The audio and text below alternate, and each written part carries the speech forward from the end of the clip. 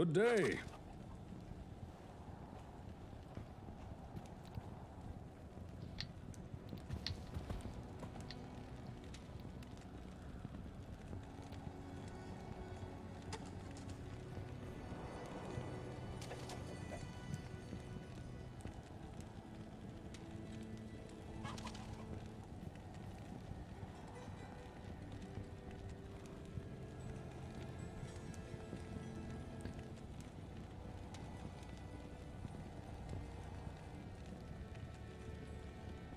Good day.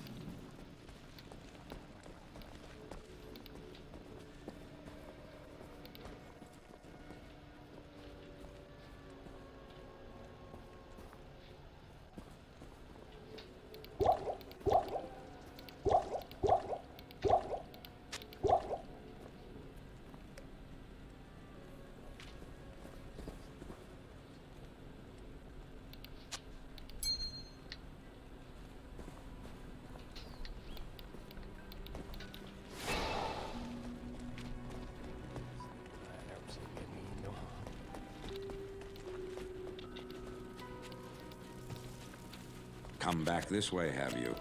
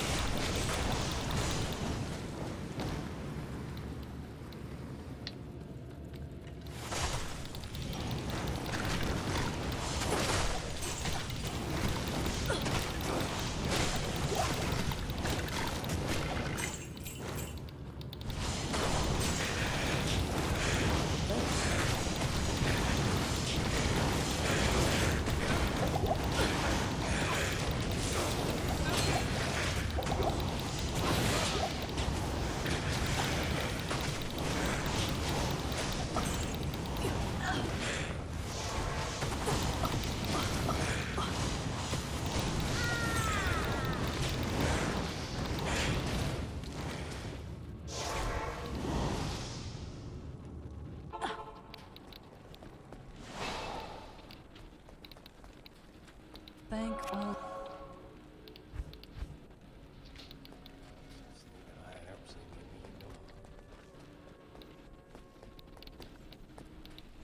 Good day.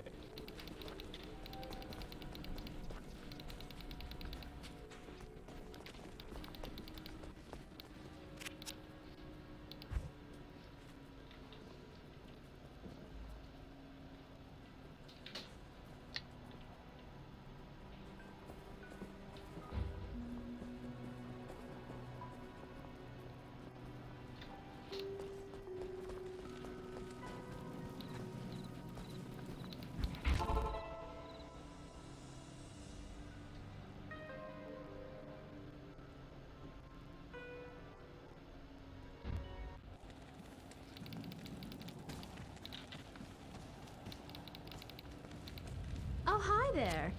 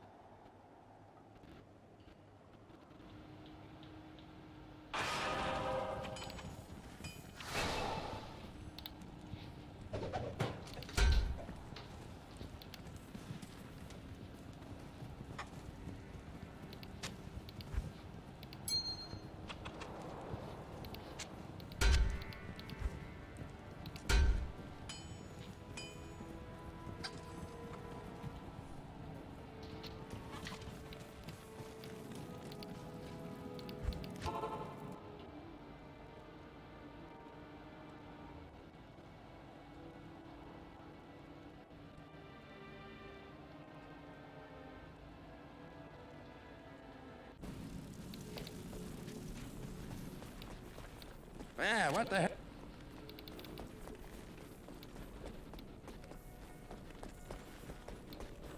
Welcome back.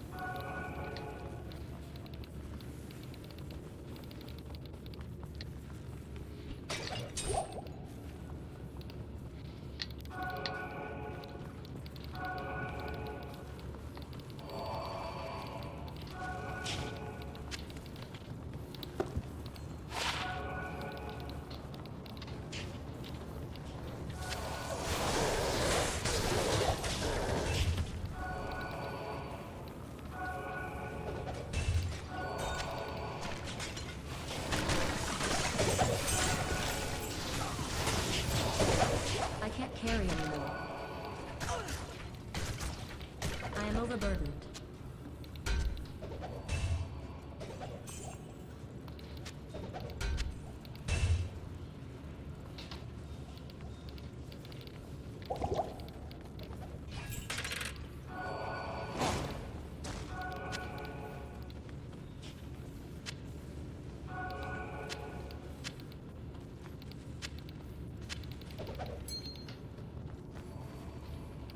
I can't.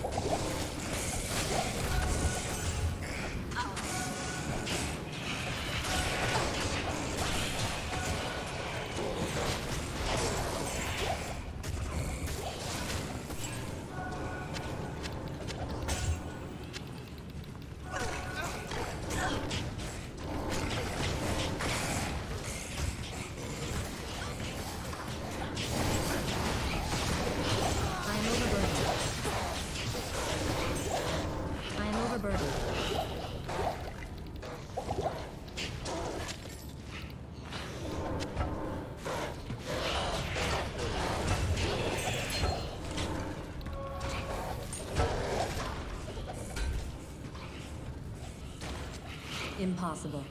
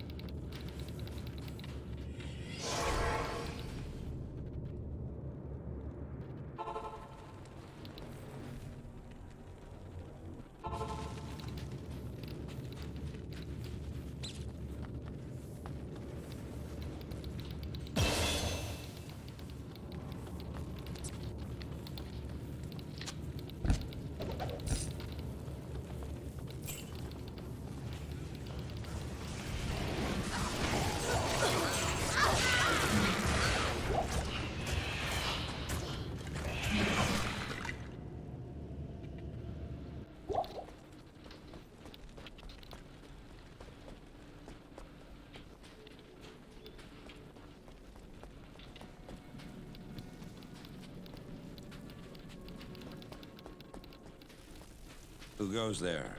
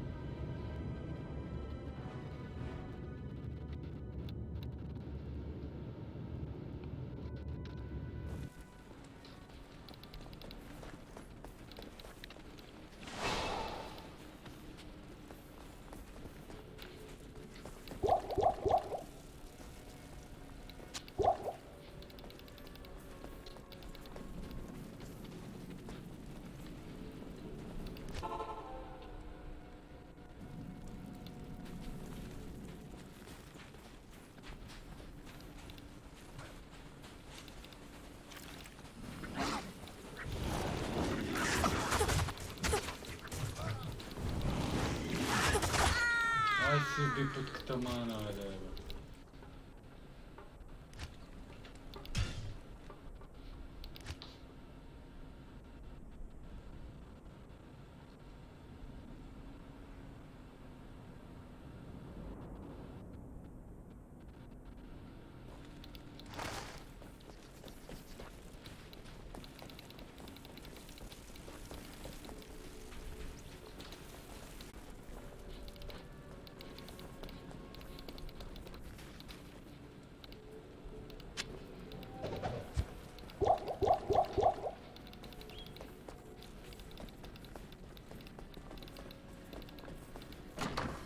Good day.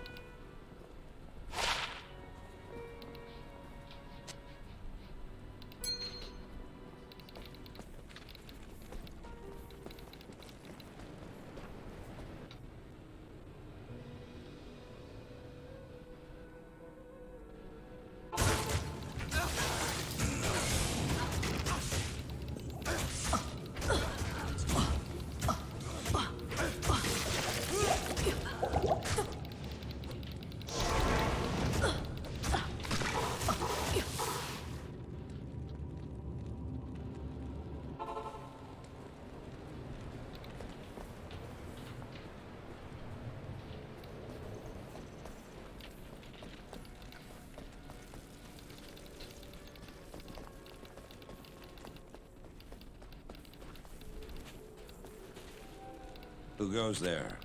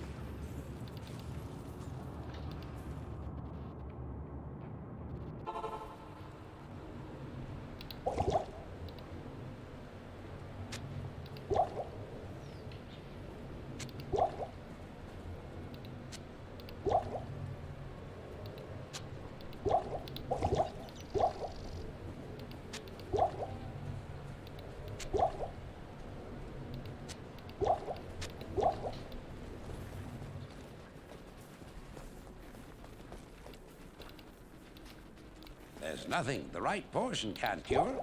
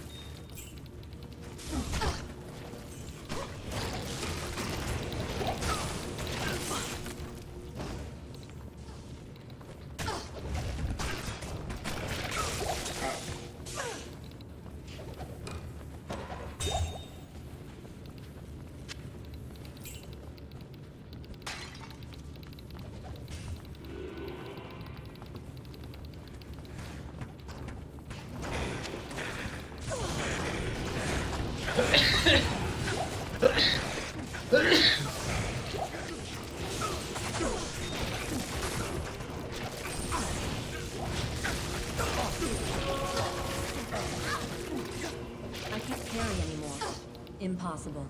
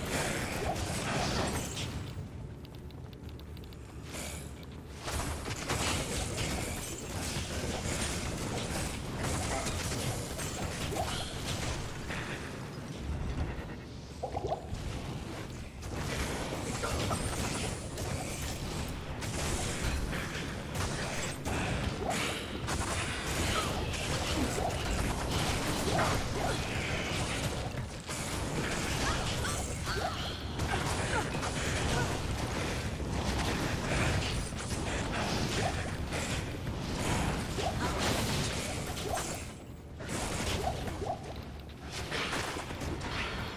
enough mana.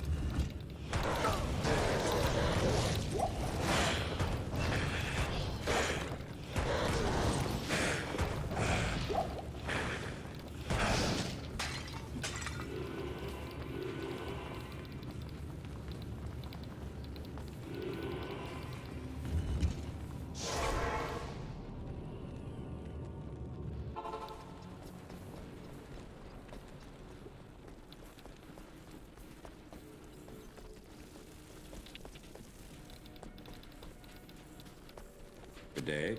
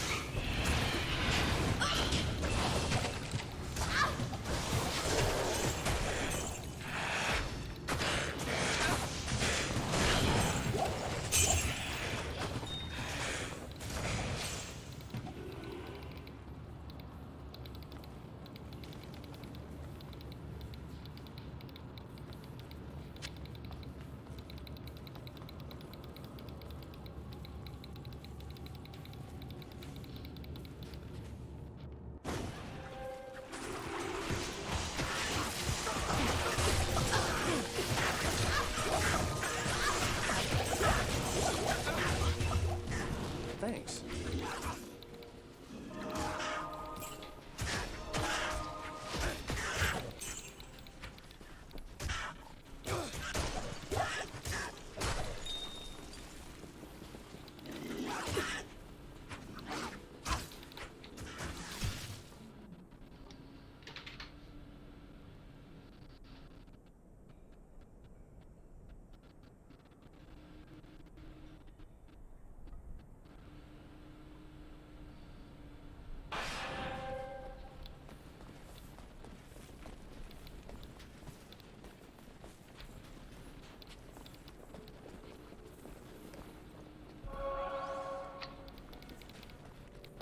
Greetings.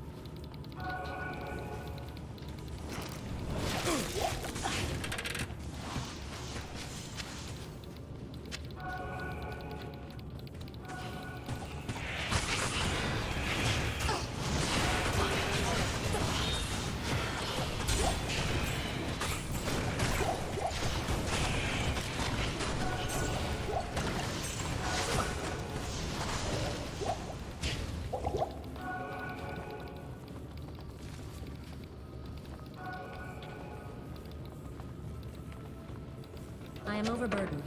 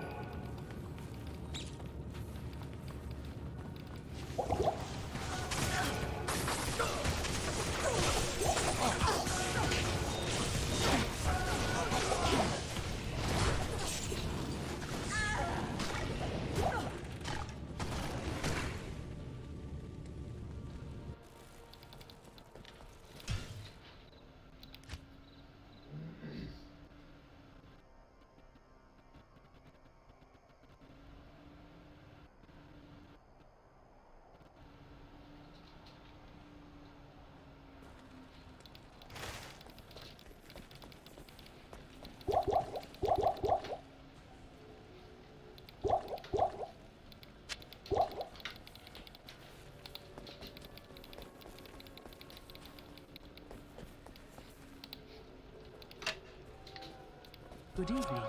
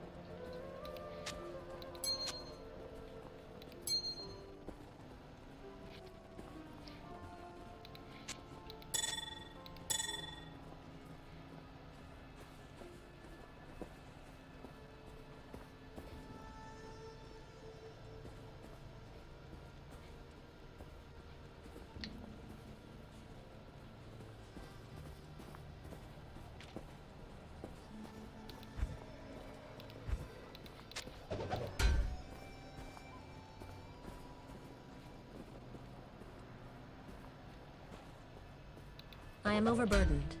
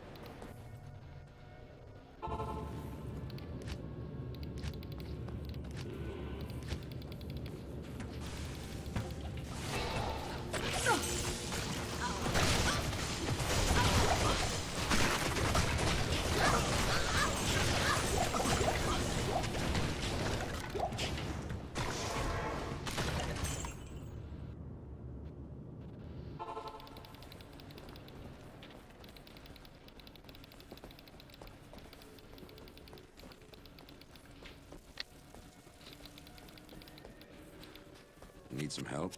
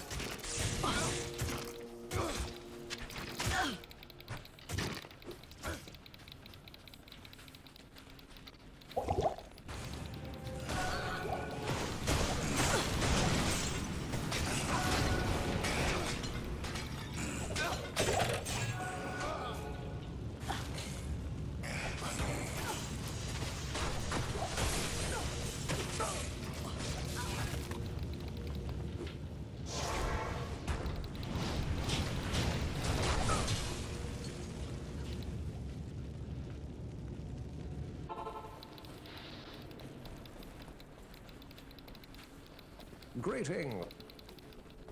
Good morning.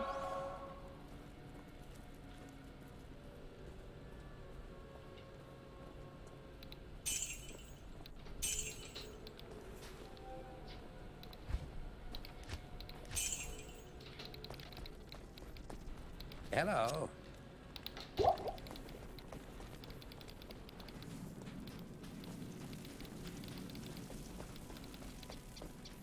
Greetings.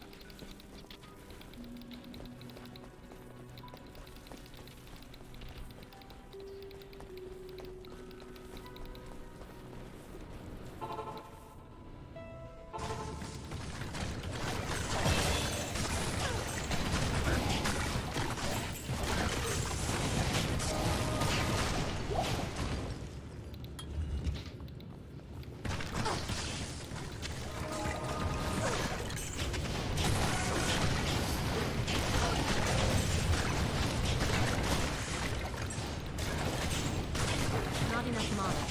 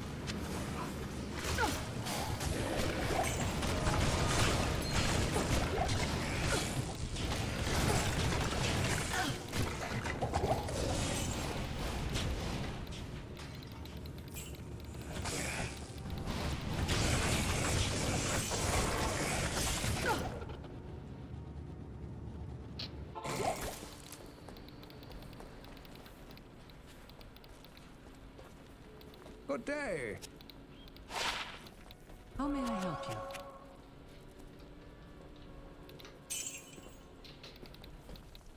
There's nothing the right poison can't cure.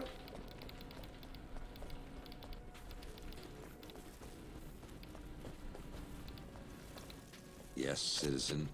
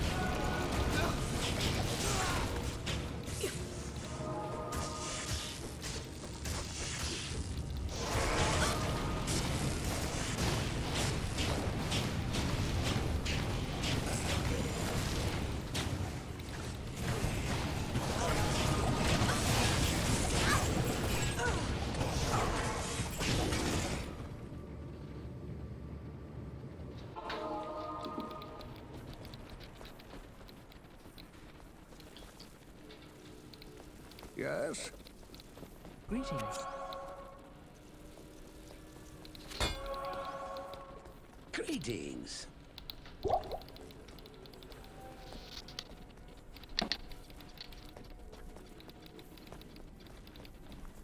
Good day.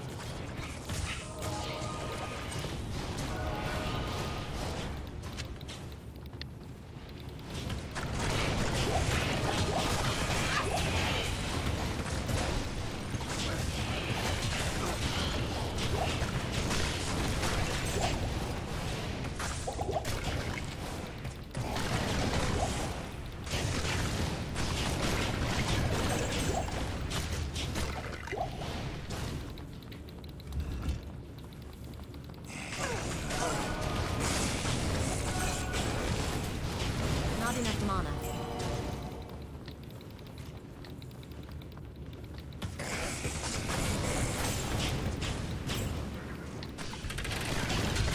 I need mana.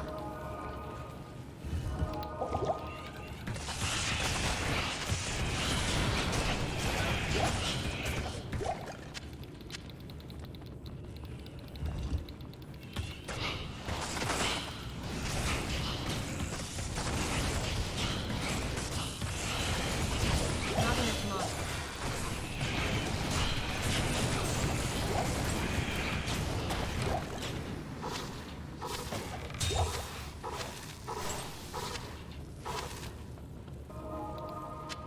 I am overburdened.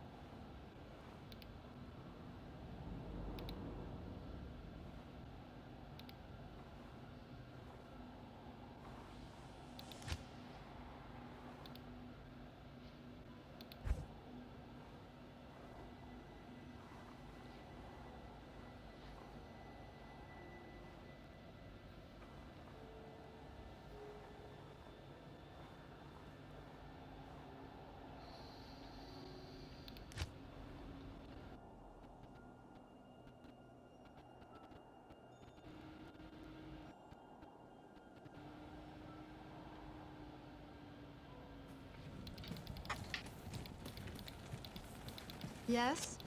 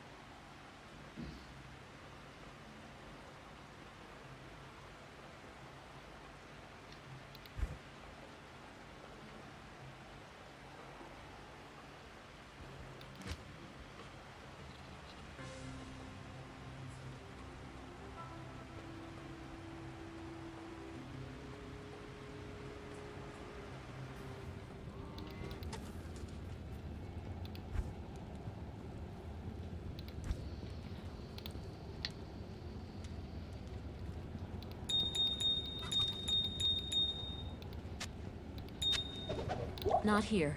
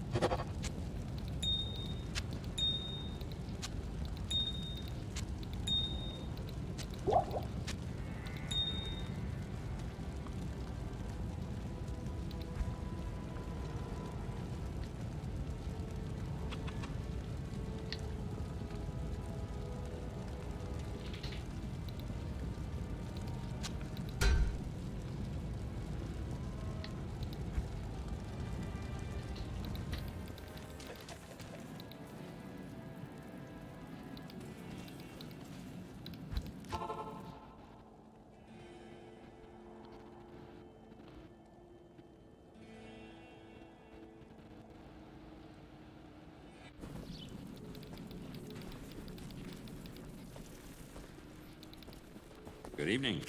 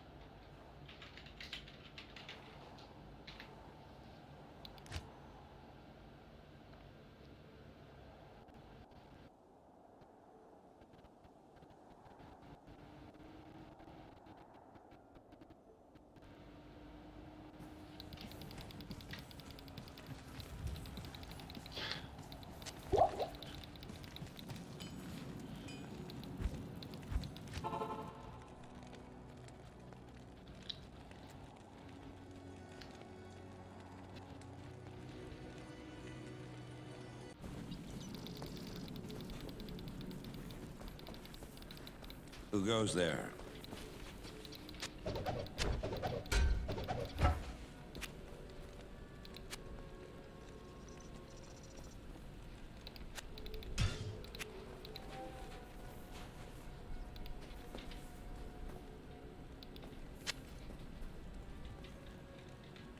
I am overburdened.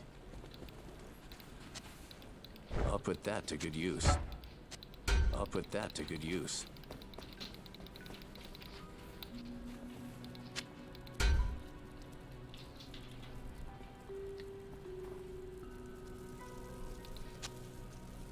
I'll put that to good use.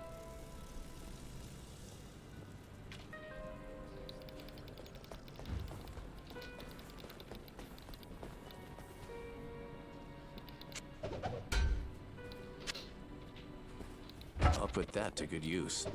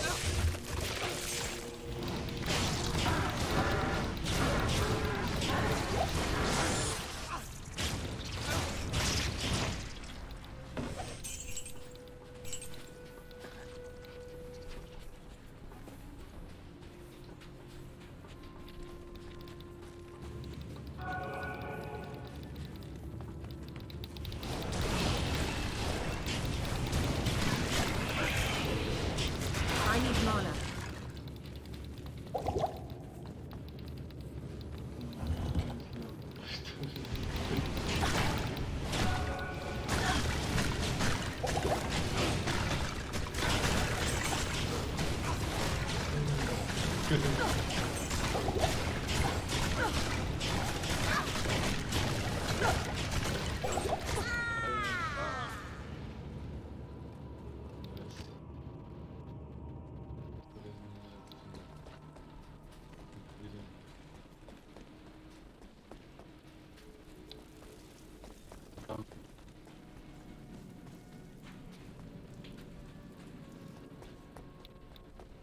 Greetings.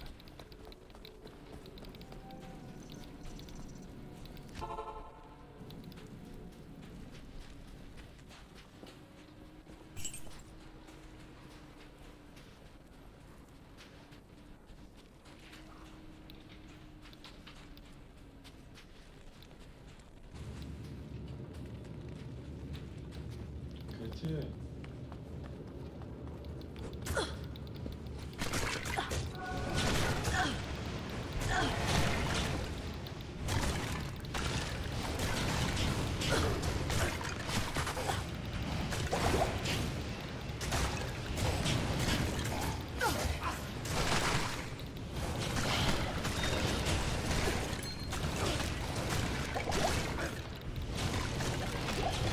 I need I need mana.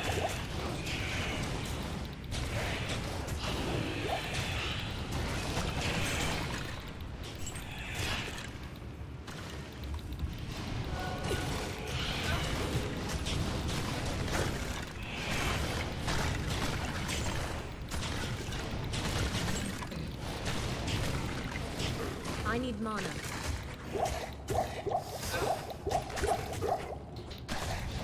I need mana. I need mana.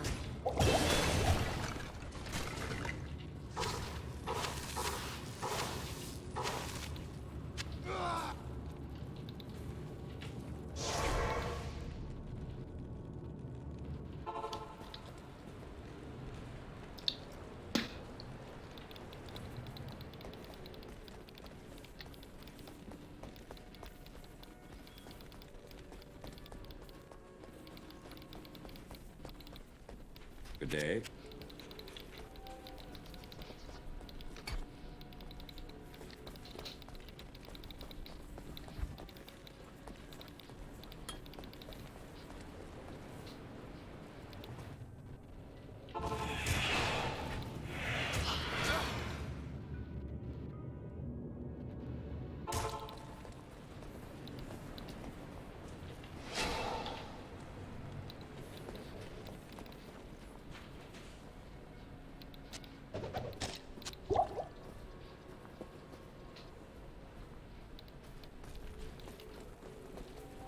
Good day.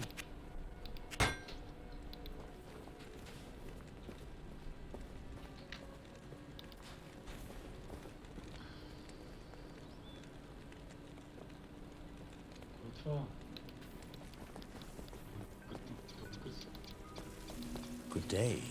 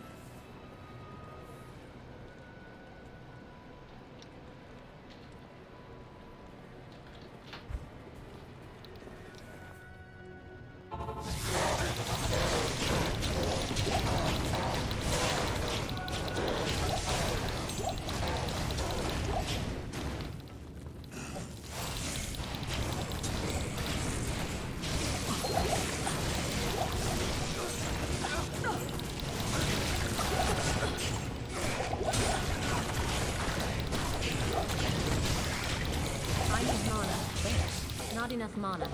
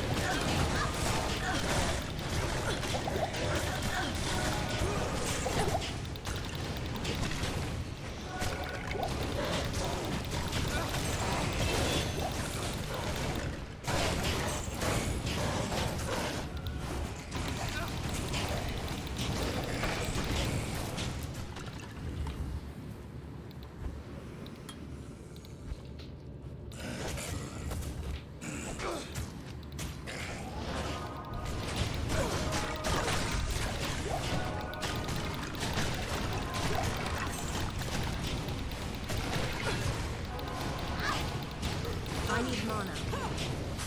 I need mana. I need mana. I need mana.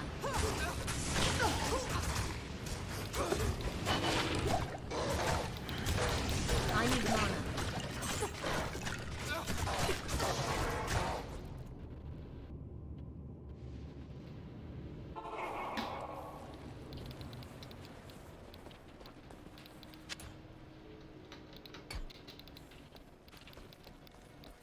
Good evening.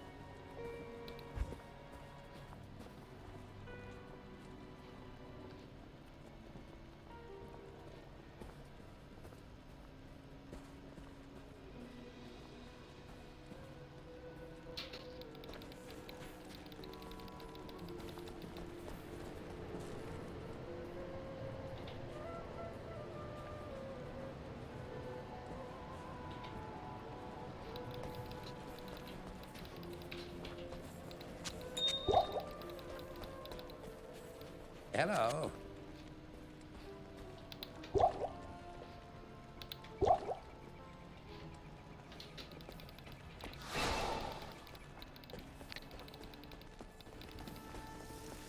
Hello.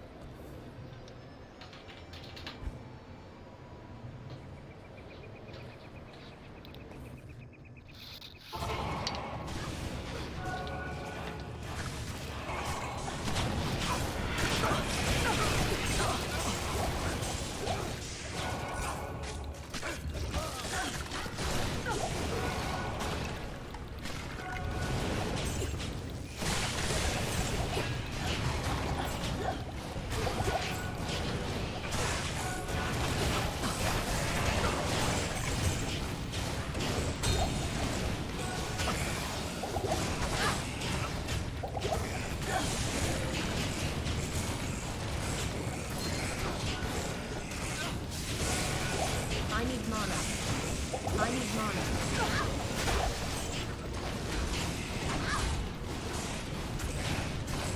I need mana.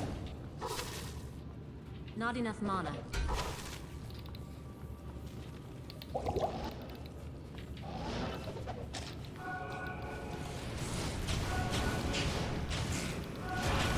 It's locked.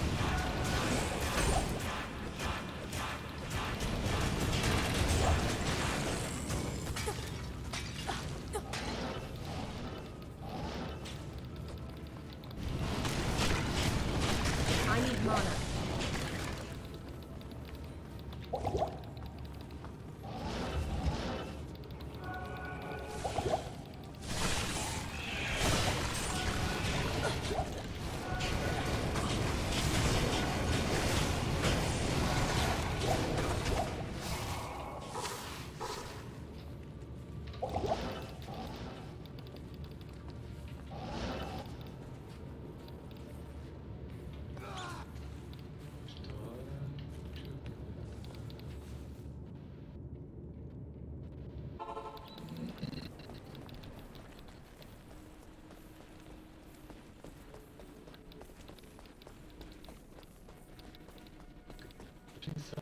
Who goes there?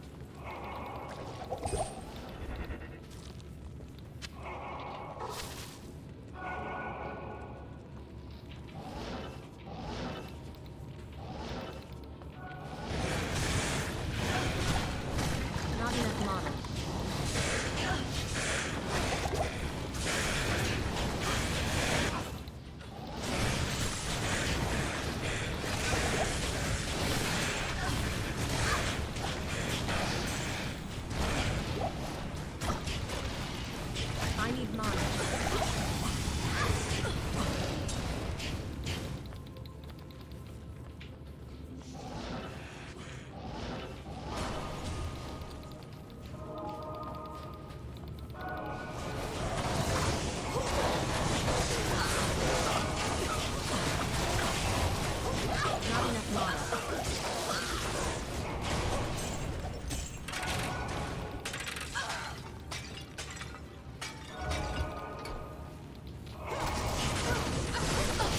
I need mana. I need mana. I need mana. I need mana. Not enough mana.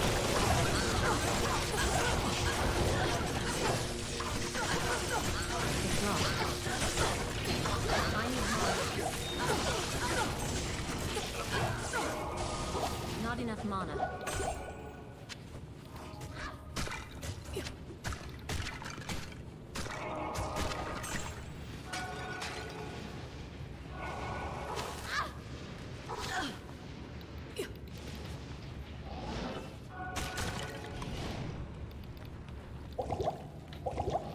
I need mana.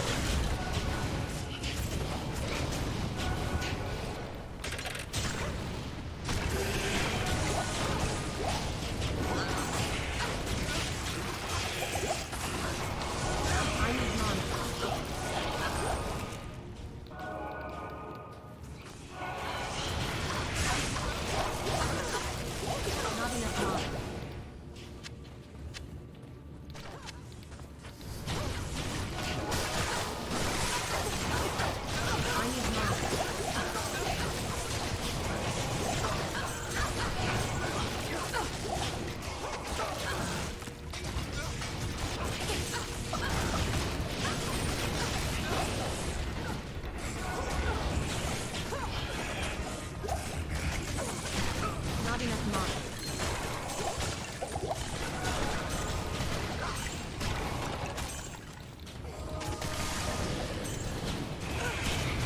I need mana.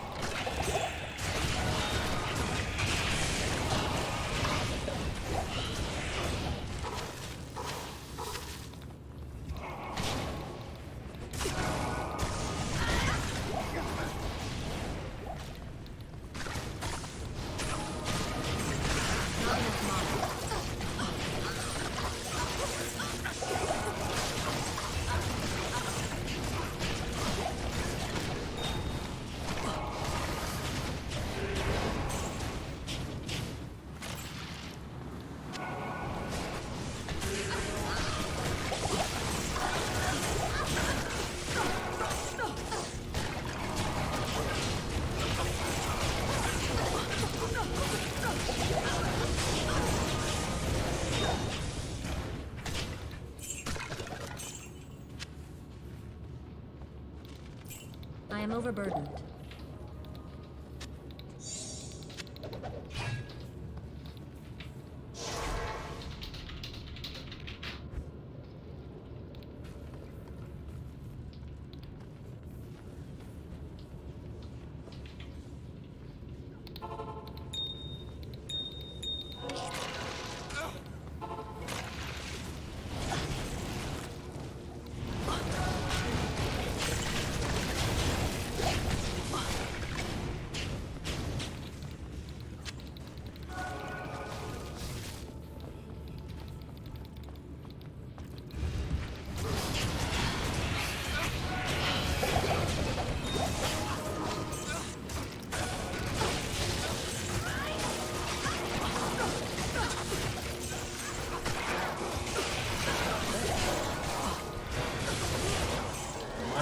sperato che era un Not enough mana.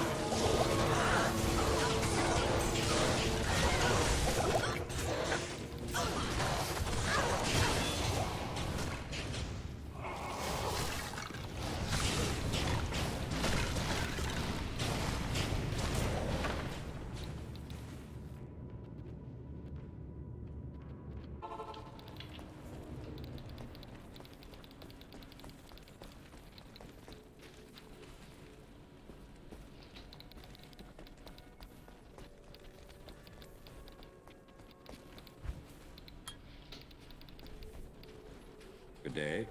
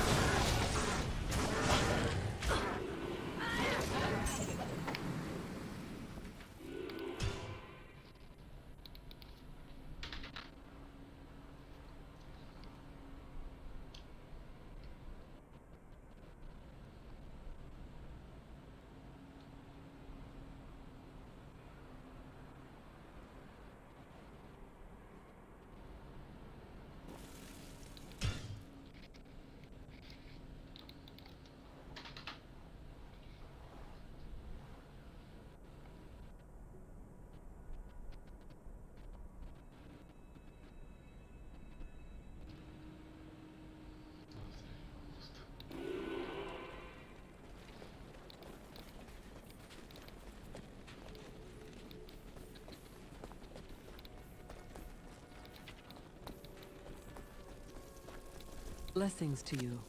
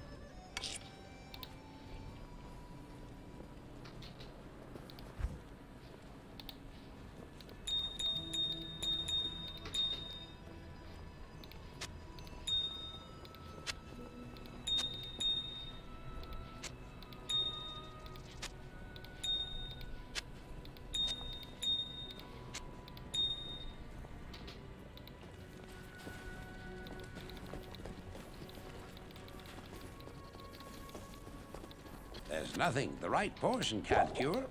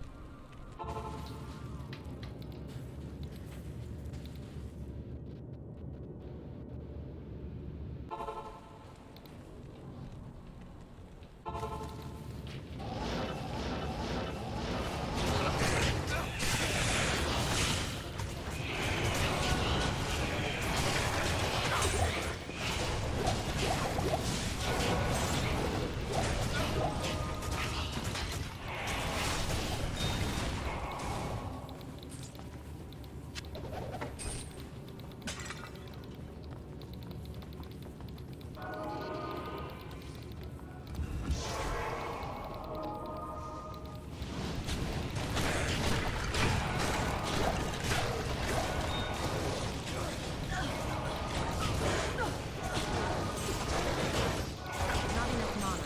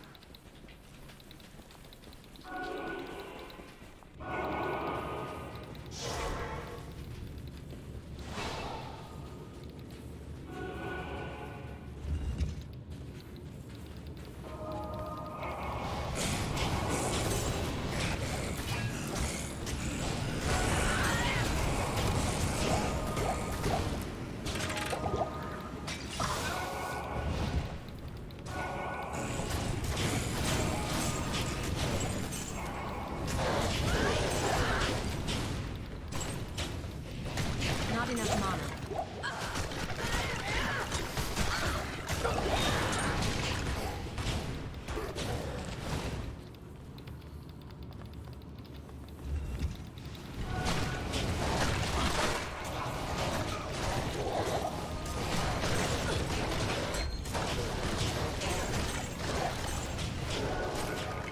I need mana.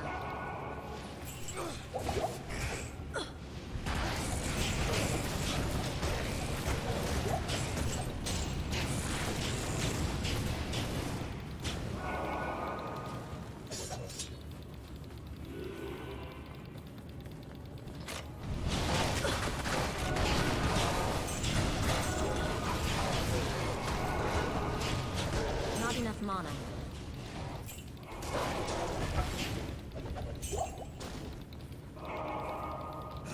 Not enough mana.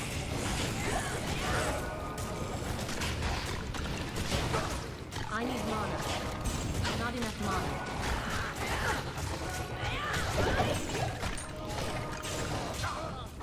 Not enough mana.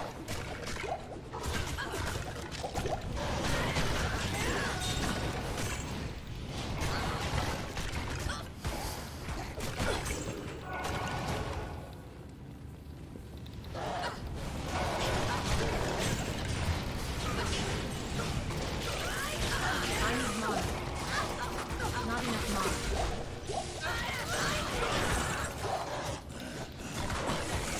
I need mana.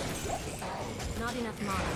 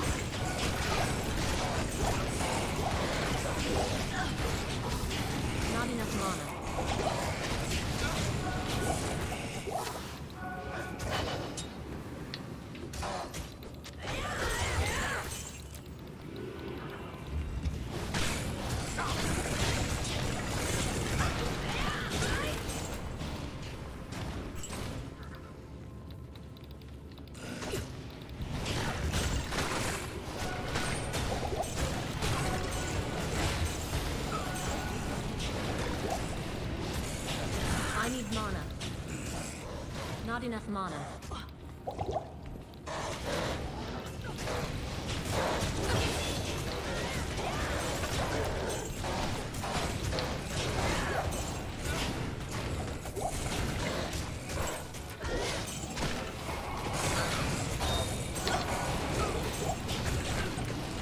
I need mana.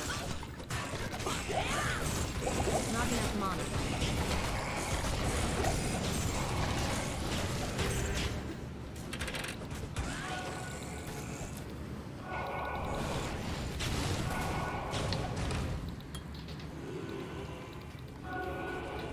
Not enough mana.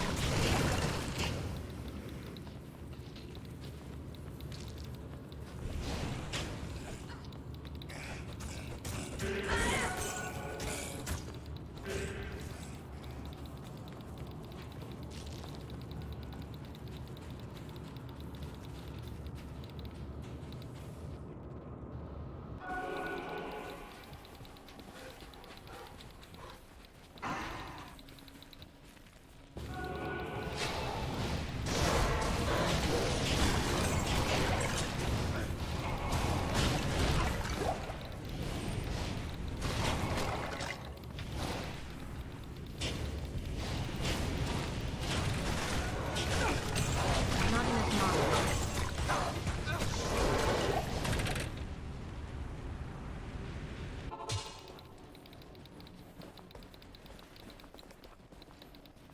Good evening.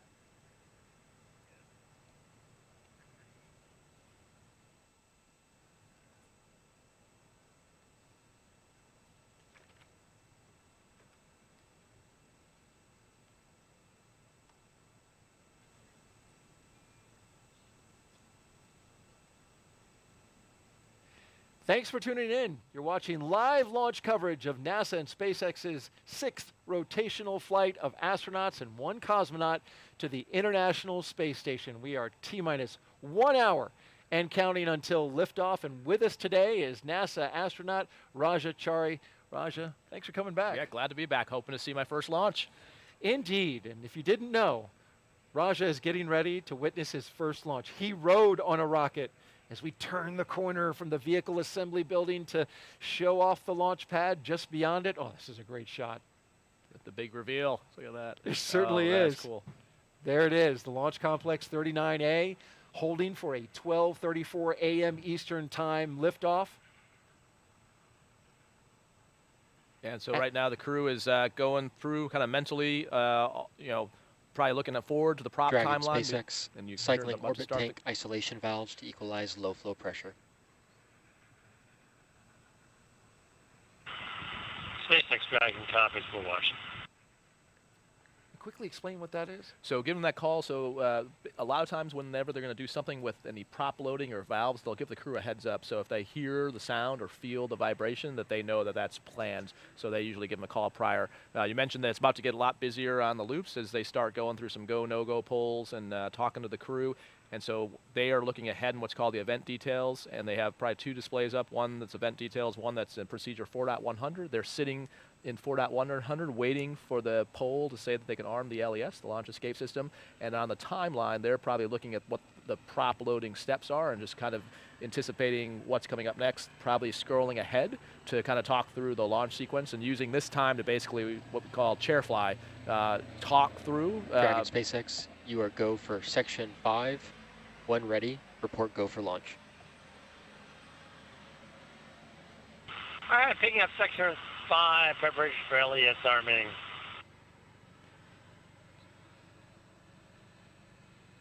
All right. Great insight into what's happening in Crew Dragon right now, but we want to recap the last 3 hours. Our crew of Stephen Bowen, Woody Hoberg, Sultan Al-Nayati, and Andrei Fedyev have been getting ready to launch into space after waking up and having a meal. SpaceX helped the astronauts into their suits, and then you see them here, walking out the historic crew quarters, walking the same path that every NASA astronaut has done since Apollo 7, waving to family and loved ones as well as to the cameras there to document their journey. Then you see them here, inside their Teslas, joined in a caravan as they went down the road, led by Center Security, till they arrived here at Launch Complex 39A. They did the rocket recline, went up the tower, and walked down the crew access arm here. Woody Hoberg and Stephen Bowen crawling into Crew Dragon. And then once inside, they got strapped in, got their suits checked, comm checks, and now we watch as the Dragon spacecraft sits on top of the Falcon 9 rocket, getting ready for fueling and arming of the launch escape system. At this time, we are expanding our coverage and would like to welcome SpaceX and NASA commentators who are joining us live from Hawthorne, California. Welcome to you both. Hey, thank you so much, Daryl, and hello to everybody watching around the world. I'm Gary Jordan with NASA's Communications. And I'm Jesse Anderson, a production and engineering manager here at SpaceX. Gary and I are joining you today from our headquarters in Hawthorne, California. While Crew 6 marks SpaceX's 6th operational mission for NASA, it's actually our 8th human spaceflight mission to the International Space Station and overall 34th Dragon mission to the orbiting laboratory. And the Dragon supporting tonight's mission will be making its 4th visit to the station, having previously supported Demo 2, Crew 2, and Axiom Mission 1. And speaking of Demo 2, the spacecraft was named Dragon Endeavour by Bob and Doug during its inaugural flight in May of 2020. And yet another fun fact, tonight's launch marks our 4-year anniversary of the Demo 1 mission, which launched on the same day, just a couple of hours later than we're launching today, which served as an end-to-end test flight of Dragon's capabilities. Since Crew 1 in November of 2020, SpaceX has been regularly flying commercial crew missions for NASA to and from the International Space Station at an average cadence of about 1 flight every 6 months. It took a lot of love and dedication to get here today, and we are still learning and innovating from every launch. From the beginning, Dragon was designed to eventually fly people to help further our ultimate goal of making life multiplanetary. The Dragon hanging from the ceiling behind us was initially flown to certify SpaceX for cargo missions to the space station over 10 years ago. It flew back in 2010, but it included a window because the vehicle had been designed from the beginning to fly crew. We always knew that this was the direction that we wanted to go in. As we continue the countdown to liftoff, we'd like to welcome you to SpaceX Mission Control in Hawthorne. This is where our teams are staffed around the clock to monitor Dragon and the mission overall. On console or headset in Mission Control are 6 key positions. The mission director is in charge of the room and tasked with making real-time decisions to ensure mission success. The person that you may hear talking to the astronauts is the crew operations and resources engineer, who you'll hear us refer to as the core throughout the broadcast. And the 4 additional team members are focused on vehicle systems, including avionics, navigation and control, software, propulsion, life support, and communication with ground support teams. Apart from Mission Control, our Falcon 9 team is currently located in Firing Room 4 in the Launch Control Center at Kennedy Space Center in Florida. Now, with less than an hour until launch, they are settling in for final checkouts, propellant loading, and for launch. And then, of course, NASA has its own team members at NASA's Mission Control Center in Houston, Texas, who have been preparing the space station for Dragon's arrival. And they recently gave their go for launch, saying that the station is ready to receive the new crew. Upon liftoff, today's ride to the space station will take about 24.5 hours, with Dragon flying autonomously the entire way. And just like autopilot on a commercial aircraft, the crew always has the ability to take manual control of the spacecraft if needed. Now at under T-minus 55 minutes, we are looking good for an on-time liftoff, and our very own incredible Kate Tice has been monitoring the progress of the countdown. How's it going so far, Kate? Thanks, Jesse. I'm Kate Tice, SpaceX Quality Systems Engineering Manager, bringing you vehicle status updates this evening. It's been a pretty smooth countdown so far.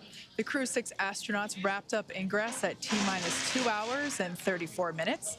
Since then, the teams completed the required comm checks, suit leak checks, and side hatch closure, as well as side hatch leak check. The closeout team has departed the BDA, and the pad is clear.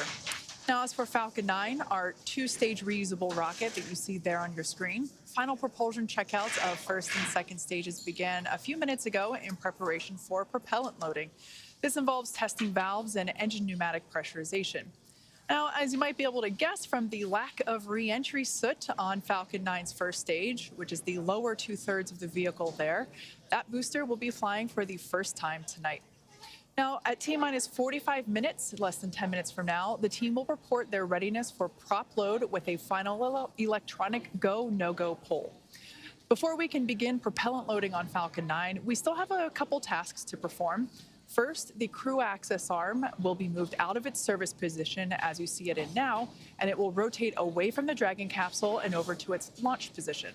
That will happen between T-minus 44 and 42 minutes, almost immediately after the T-minus 45-minute launch director's briefing.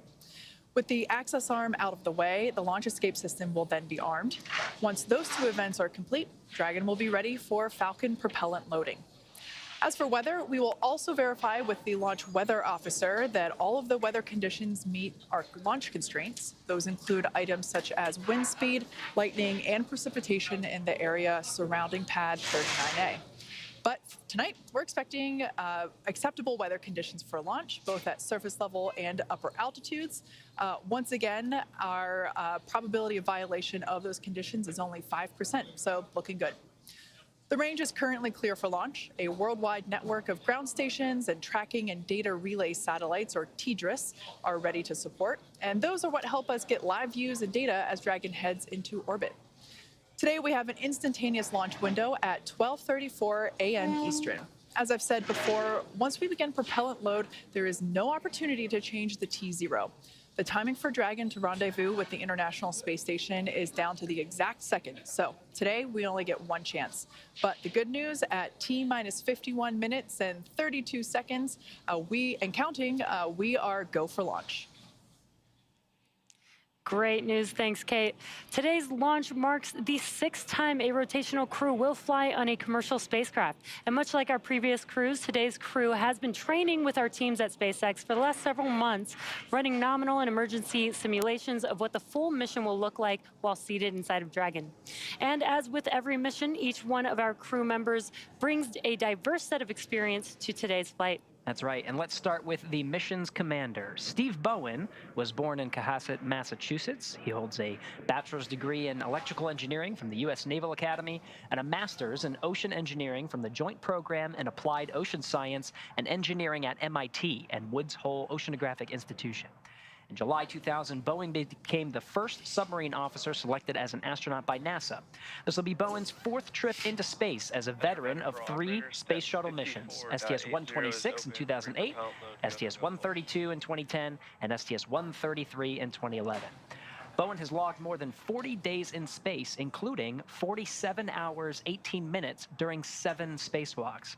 As mission commander, he'll be responsible for all phases of flight aboard Dragon, from launch to reentry. Warren Woody Hoberg is from Pittsburgh, Pennsylvania. He earned a bachelor's degree in aeronautics and astronautics from MIT and a doctorate in electrical engineering and computer science from the University of California, Berkeley.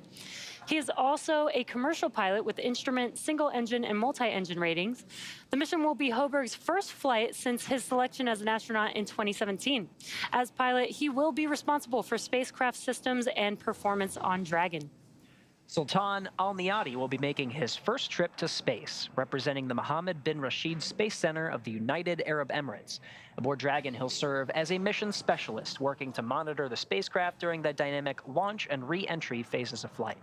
He spent time in the UAE military prior to becoming one of the first 2 individuals selected by his country when they started their space program just a few years ago in 2017. Al Niyadi will be the first UAE astronaut to fly on a commercial spacecraft. Andrei Fedyayev will be making his first trip to space and will also serve as a mission specialist, monitoring the spacecraft during the dynamic launch and re-entry phases of flight. He was selected as a cosmonaut in 2012 and will be the 2nd cosmonaut to fly aboard a SpaceX Dragon. Each of these crew members will be a part of Expedition 68 upon their arrival to the International Space Station. Now let's head over to Kate Tice for another status update on the countdown. How's it going, Kate? Thanks, Jesse. We're coming up to T-minus 48 minutes and 40 seconds. The SpaceX launch teams are finishing final review of data from all the checkouts of Falcon 9 over the last hour. The launch director has confirmed with the launch weather officer that weather meets propellant loading constraints. So up next will be to poll the team for readiness, both to load propellant and to launch. That will be the final poll prior to liftoff. The 7 SpaceX responsible engineers, often called REs, indicate that they are go by electronically voting on the online countdown procedure. The launch director, or LD, also checks with the Dragon mission director, MD, and the NASA launch manager to make sure they are ready. Earlier, you saw the vehicle assembly building called the VAB. The Falcon and Dragon launch team, as well as key NASA launch members, are in the Launch Control Center adjacent to the VAB. You can actually see where they are right now on the right-hand side of your screen. They have a view straight towards pad 39A through those large windows of firing room 4. On your screen, you see there the Dragon capsule with the crew access arm still in the service position. The crew is on board Dragon waiting for the next instructions, which will be to stow the crew arm for launch and to arm the launch escape system. Once the launch director gives the final instructions to the launch team in that T-minus 45-minute briefing, immediately afterward, the crew access arm sequence will be armed and initiated. We should get a good view of that access arm as it swings away from the capsule. That will take about 2 minutes to complete its rotation to move out of the way. The range continues to be go for launch. They continue to monitor the clearance area around the launch pad, as well as the air and sea space around that downward upstream, or the flight corridor downstream from the launch pad. As we mentioned before, we have to make sure that all areas are secure in the unlikely event of an abort. There at Kennedy Space Center, the conditions are predicted to be acceptable for launch. You can, if we had daylight, you'd be able to see that the conditions are pretty calm. There's 13-mile-per-hour winds from the south-southwest, so pretty mild all in all. The downrange landing zones, as I mentioned before, are also within the conditions as needed, if needed for an escape. So everything also looking go downrange. Now, in about a minute, we will hear the briefing from the launch director. As I mentioned before, the readiness poll that is underway is the final go for propellant load and for launch. There on screen, you can see the 4 crew members of Crew 6 waiting patiently to go to space. Not much for them to do at this moment, but wait for that LD briefing, which will be coming up in about 35 seconds.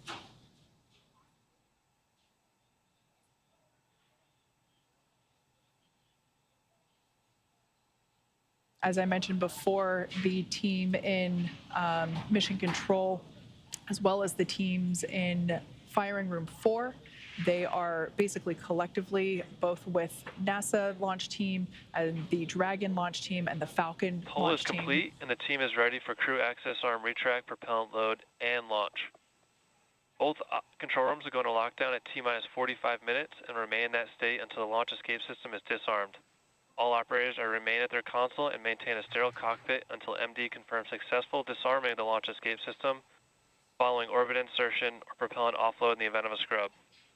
For non-urgent no-go conditions, brief the CE or LD and they'll approve aborting the countdown. For urgent issues affecting the safety of the operation, operators shall call hold, hold, hold on the countdown net. Launch control will abort the launch auto sequence immediately and proceed into the launch abort sequence. At T-minus 10 seconds, launch control will be hands-off, relying on automated abort criteria for the remainder of the count. Launch control, you may proceed with arming the crew for movement.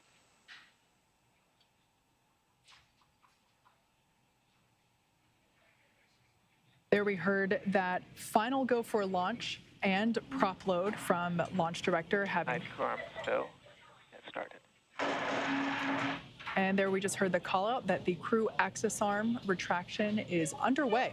So let's head back to Daryl over at Kennedy as they have a live view of that retraction as it happens, and will be the major final physical reconfiguration of the pad prior to launch. Daryl, how's it going? Great, Kate, and thank you very much as we watch the crew access arm move quickly at first and then rotate away from the Dragon spacecraft. There's the view from inside the crew access arm, the white room at the very end of it. As we can see, the water tower out there.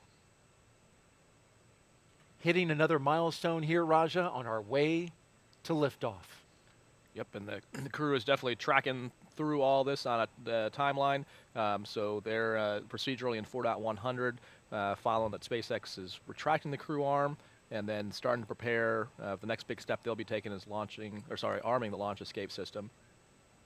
And then looking forward on the timeline to basically go through the steps for the prop loading. So we talked a little bit about the first broadcast, but there's kind of a key mental note here as well. If there was an emergency pad egress, they probably have some crew coordination of who's going to get to the hatch first, but you definitely want to make sure the crew arm is back in place. So there's this period of time while the crew access arm is not there, the launch escape system is not armed. So crew access arm retraction complete. You need the arm to swing back to the capsule before you can actually egress. You need to make sure that's there before you step out. Critically important, and we got some beautiful views from our flight operations team, which is not only making sure that the area around the rocket is safe, but also giving us some spectacular views of that crew access arm as it retracted away from the rocket, and there it is again right there. Yeah, it's a great view where you can see both the strong back, which is the structural piece holding the rocket up there now, and then the crew access arm swung back. Open now to the air and the atmosphere. Hopefully no dragonflies that far up, and we had our own dragonflies earlier, Raj, so we're working. We have successfully had good luck here at the launch broadcast test. Okay, We've done our part. It's feeling good. We're doing what we can. There's a great view, too, of the trunk, so you can see the side, which is the part just below the capsule. That's got the avionics radiators for cooling, and then the left side that looks black in the picture here is actually the solar panels that generates the power for the capsule on orbit. Curious, it looks like we saw a plane off there in the distance, and it could be pretty well off given it's dark and night. That might have been the helo out there potentially, too. Ah, very good. Good call. The countdown, T-minus 41 minutes and counting, and we're heading down to a launch time of 12:34 a.m. We saw the retraction. That's the last major visual milestone as we prepare for liftoff. Shortly thereafter, we should hear the call out that the launch escape system is armed. And then from there, Raja, we will hear that F9 prop load has started. Yep, and timeline-wise, I'd expect probably about another minute and a half or two. They'll tell the crew to they'll tell them to go ahead and step into the arming. You'll see them putting visors down. You'll probably see them tugging at the restraint straps, just making sure everything is extra tight, making sure you saw, like Andre before was using his stylus to probably edit some of the weather data they had on their iPad. They'll stow all those things and basically put themselves in a posture where you see them stowing it right now, where you could be in a posture where if the capsule were to initiate a launch escape, you'd be prepared for that. So from the time that is hot, you are pretty much sitting on a live set of Super Dracos that could go off automatically if the vehicle senses a malfunction once the prop loading starts. Or it could be manually initiated, so you always want to be ready once that system's hot. Well, Raja, you say it, and then we see it. Calling it out. Remember well from your time as the commander of Crew 3. It's worth noting, you just came back from space. It was, what, May of last year? Yep.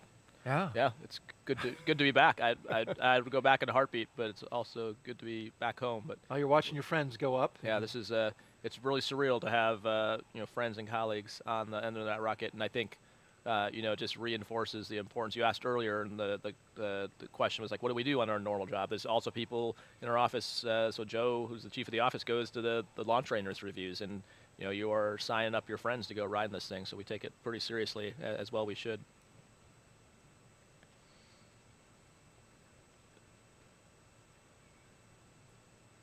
You can Crew strapped in? Yep, you can see just by Andre's left leg the red of that bag. We were talking about that earlier, but you couldn't see it. Dragon SpaceX, go for Section 6, close visors, armed launch escape system. All right, we're picking up Section 6 on closing the visors and arming the launch escape system. All right, so you see them reaching up to the displays. They're stepping into that section of the procedure. All verbalizing now with the visors down, that the Vox settings are correct so they can hear each other. SpaceX, Dragon, visors are closed. We're arming the launch escape system. They have some telemetry on their display that shows them what the automatic thresholds are to make sure they're not violating one of those thresholds before they arm the system. We talked about that earlier tonight to make sure you don't inadvertently initiate a launch escape. And then we also talked about the flight computer state, so that's what they're watching to actually know. So you actually hear the thunks because those valves that isolate the Super Dracos are in the capsule, so you can actually see like where that NASA worm is and where the U.S. flag is. Yeah, those are the engines. Those are the engines, there, yeah. so they're right by your head on the inside. So when you arm it, you can actually hear the sound of the valves opening up, and that's what allows prop to flow to the Super Dracos in the event of a launch escape. Can you hear the prop flow as well? Well, hopefully you never hear that sound. Oh, no, okay, so it doesn't bleed in the system? No, okay. No. It just opens the valve. Launch escape system is verified armed. There's the verification of arming of the launch escape system. Right on time with our milestones as we count down. And so for the crew, they're now closing out 4.100, which is their launch preparation procedure.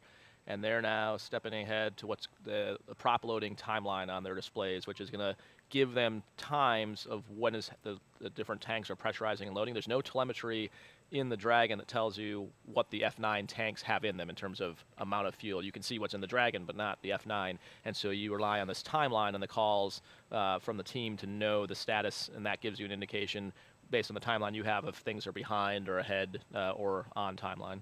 The team on the ground can certainly see. Yes, absolutely. Yeah, the ground team can see that all, but that's not all piped into the Dragon. Venting for propellant load.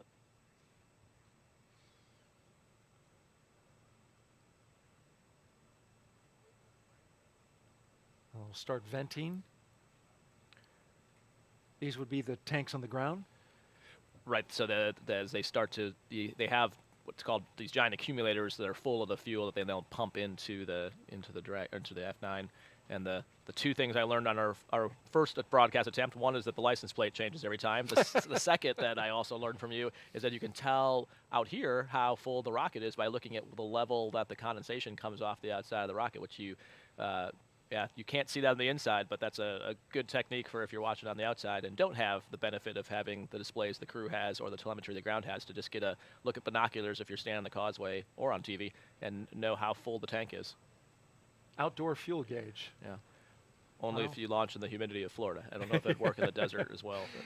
Well, we get to see launches out at Vandenberg, California, and it's a little drier out there. It still is on the coast, so we have some humidity, but it is quite a sight.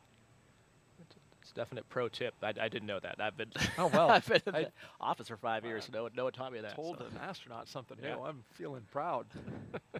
But I tell you what. You haven't learned nearly as much as I've learned in my time being in these two launch attempts, and so happy you could come back and count this down. We know our astronauts all around the country are watching. Checked in with Megan MacArthur earlier, had a nice little chat with her. She's watching. Other astronauts from the Corps. The astronaut Corps is roughly, what, about 42 astronauts? Yep, about that, yep. And then a new class called, they're named the Flies, the 2021 class. The Flies, that's their name? halfway through their training, yep, and looking forward to, they're crushing it as you would expect. Started.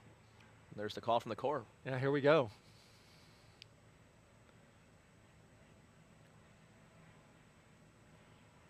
So at this point, all the closeout crew is not only off the tower, but outside what's called the exclusion zone or the hazard area, or different words for it. Basically the radius away from the launch pad, since there's now prop flowing into the rocket.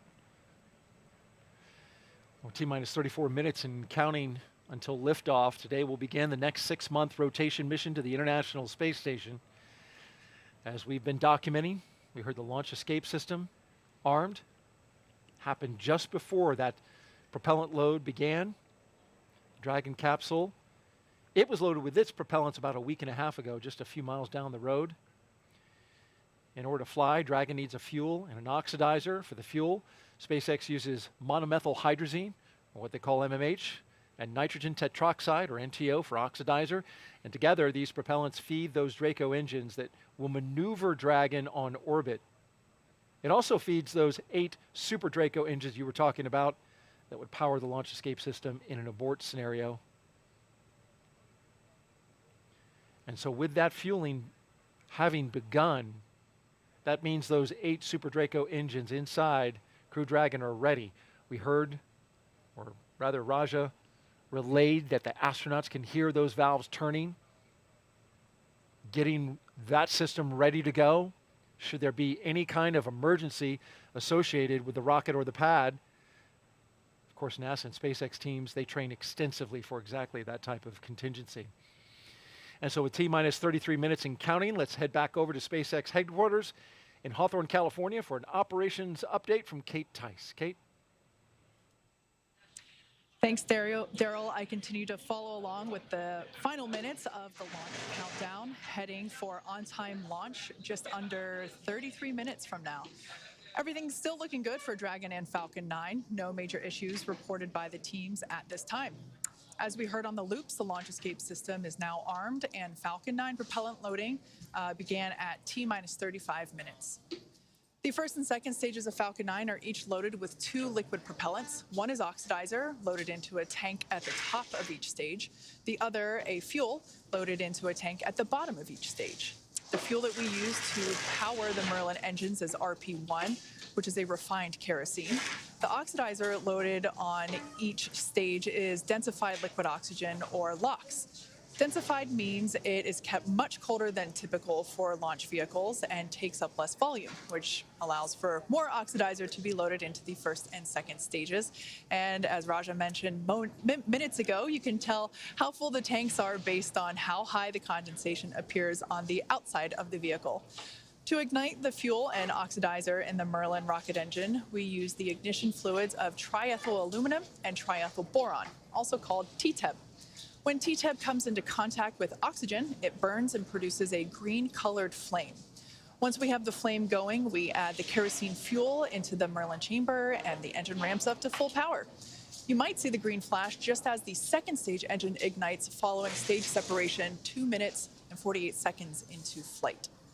Now, for those of you who have been following along, you'll know that we stood down from our initial launch attempt of Crew 6 on February 26th due to a TTEB ground system issue. It was determined to be the result of a clogged ground system filter that was impeding the flow of TTEB. SpaceX teams replaced the filter, purged the TTEB line with nitrogen, and verified the lines are ready for launch. Lastly, we're topping off helium into pressure vessels on both stages. That is actually used to pressurize the tanks in flight as the propellant is pulled out and consumed by the Merlin engines. It's very similar to when you're drinking from a plastic water bottle. Stage 1 cryo-helium loading has started. And there's that call out for that cryo-helium load I was just talking about.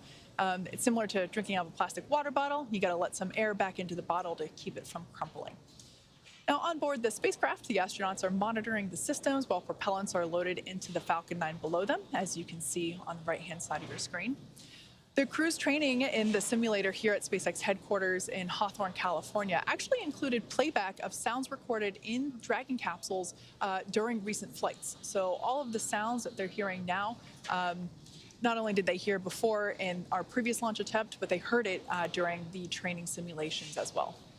As for the range, they continue to report no problems, and they are go to support launch. Weather also looks great.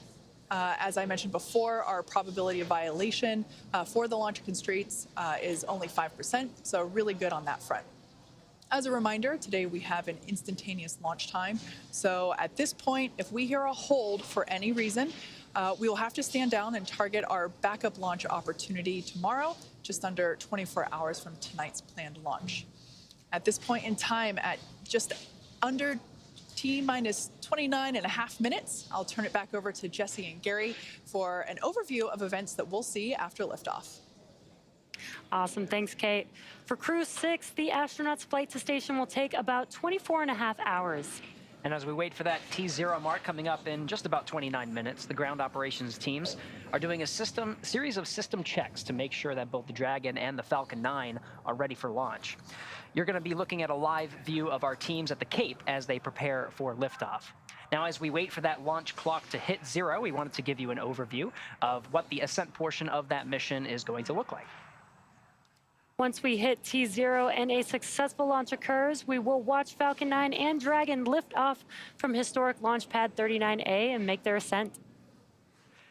At about 50 seconds into flight, Falcon 9 engines will throttle down to help pass through the period of maximum dynamic pressure on the rocket, or what we typically refer to as max Q. It's worth noting that once we hit that max Q point, the vehicle will be going supersonic. Once we are through the period of maximum dynamic pressure, we can throttle up our 9 Merlin engines again. From there, at about 2.5 minutes into flight, we have a series of 3 events that will happen in rapid succession. First is MECO, or main engine cutoff. This is where all 9 Merlin 1D engines shut off in preparation for stage separation, which is our second event. This is where the first stage detaches from the second stage, with the first stage making its way back to Earth from landing, as the second stage continues on its journey with the third event, SES-1, or second stage engine start number 1, where the MVAC engine lights up and propels the second stage, along with our Crew 6 astronauts, into orbit. As Stage 2 heads towards its targeted drop-off orbit, Stage 1 will execute 2 burns in order to make its way back down home on Earth. The first is the entry burn. That's where 3 of the M1D engines will reignite and then shut down again. Now, this helps to slow the stage down in preparation for entry back into the Earth's atmosphere. And while the first stage is heading back to Earth, the second stage will cut off its 1 Merlin engine that was ignited right after stage separation. Once this happens, we'll wait for confirmation of a good orbital insertion. About 90 seconds after Dragon gets into orbit, Falcon 9 will land back on Earth. The landing burn is just a single engine burn, but it's powerful enough to bring the vehicle's speed down rapidly in order to land on our drone ship at about 9.5 minutes into the mission. And while the Falcon 9 first stage is landing, Dragon is preparing to separate from the second stage. At about 3 minutes after the second stage gets into orbit, we should have a great view of Dragon with its 4-person crew drifting away from the second stage. Once Dragon is a short distance away, it'll begin checking out its Draco maneuvering thrusters to make sure Dragon continues to increase separation distance from the second stage. It's worth noting that these are not the Super Draco engines that would be used during an abort scenario. About 40 seconds after separation, Dragon's nose cone deploy sequence will begin. It will take roughly 4 minutes for the nose cone hooks to unlatch and open, exposing its guidance navigation controls that will help Dragon autonomously fly to the space station. And lastly, once the nose cone is deployed, the remaining Draco thrusters on the forward bulkhead will be checked. From there, over the next 24-ish hours, Dragon will be in its rendezvous and approach phases, undergoing a number of phasing burns as it makes its way to station. All of that will be coming up soon, but for now, let's check back in with Courtney in Mission Control Houston. Courtney. Thanks, Gary. The flight controllers here in Mission Control Houston are laser focused on the onboard systems of the space station, ensuring it is ready to receive Crew Dragon. They're also making sure communication links between the station, Dragon, and the ground are working properly, and the consensus to this point is that everything is proceeding right on track. Teams here in Mission Control Houston, the team in Hawthorne, and the astronauts aboard the space station will monitor the autonomous docking of the Dragon spacecraft on Friday.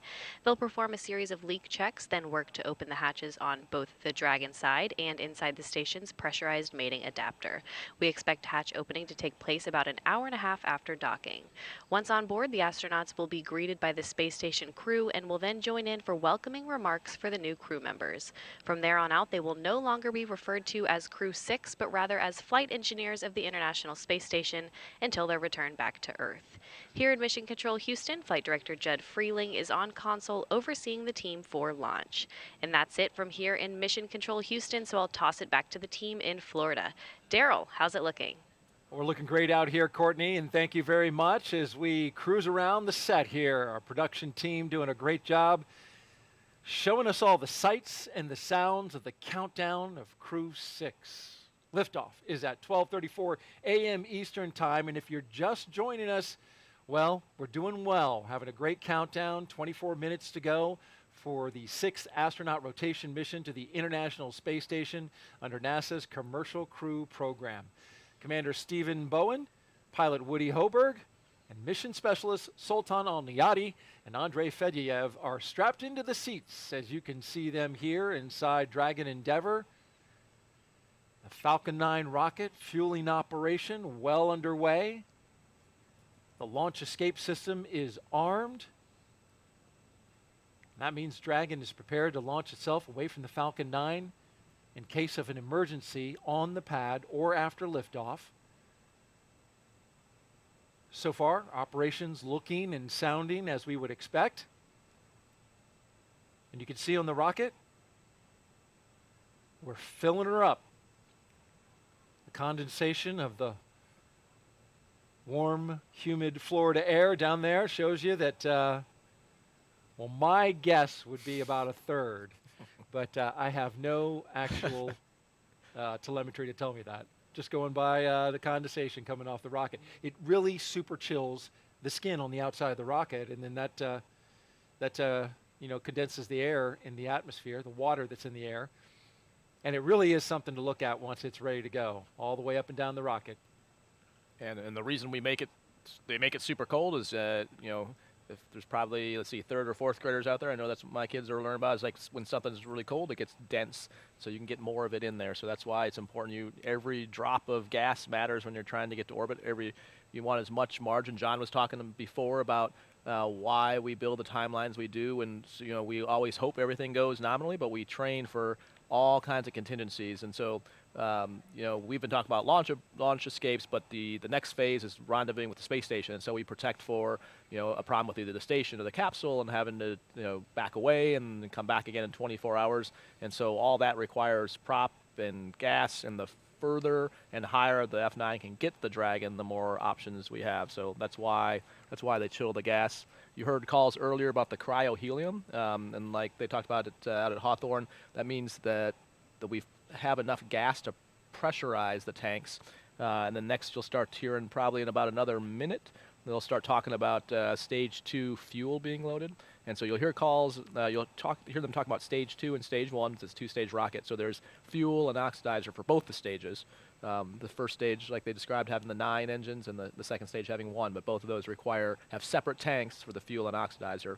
And you'll hear them calling those out. Because again, the crew probably can't as much hear it like the same way they hear the Super Draco valves, but you can hear sort of some creaking and some noises, definitely some vibrations. So getting a call before that happens just kind of reassures them that sound is expected and gives them a reference point on the time that they're following. We're about 37 seconds away from completing stage 2 RP1 load.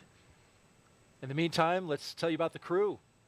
The commander of Crew 6 is Captain Stephen G. Bowen. He hails from Cohasset, Massachusetts. Married with 3 children, holds the title of first U.S. Navy submarine officer to be selected as a mission specialist by NASA. Captain Bowen is also a veteran of NASA space flights, including the space shuttle flights on STS-126, 132, and 133, the only astronaut to ever go consecutive back-to-back shuttles. Sitting next to Stephen is pilot Warren Woody Hoberg, the 37-year-old from Pittsburgh. He studied aeronautics and astronautics from MIT before getting a doctorate in electrical engineering and a computer science degree from the University of California, Berkeley. During grad school, Hoberg worked as an EMT with the Yosemite Search and Rescue. Crew 6 will be Stage 2, Hoberg's... RP1 load complete. And there's that load complete. Stage 2 is in the books. We'll load it up. And now you can see the venting off of that liquid oxygen. Talking about Hoberg, this flight will be his first flight since NASA selected him to be an astronaut along with Rajachari's class in 2017, the Turtles. In the role of mission specialist is astronaut Sultan Al-Niyadi. He was chosen by the Mohammed bin Rashid Space Center of the United Arab Emirates to be a part of Expeditions 68-69. Father of 5, spent most of his life in Al Ain and Abu Dhabi, but in 2020 traded that in for astronaut training in Houston at NASA's Johnson Space Center. This will be his first trip to space. And it's also the first trip for second mission specialist Roscosmos cosmonaut Andrei Fedyaev. He will be working to monitor the spacecraft during the dynamic launch and re-entry phases of flight. He will be a flight engineer for Expedition 68, just turned 42 years of age. Each of these 4 crew members will be part of Expedition 68 once they arrive at the International Space Station. T-minus 18 minutes and counting. We had strong back chill that began. And coming up in just a few minutes,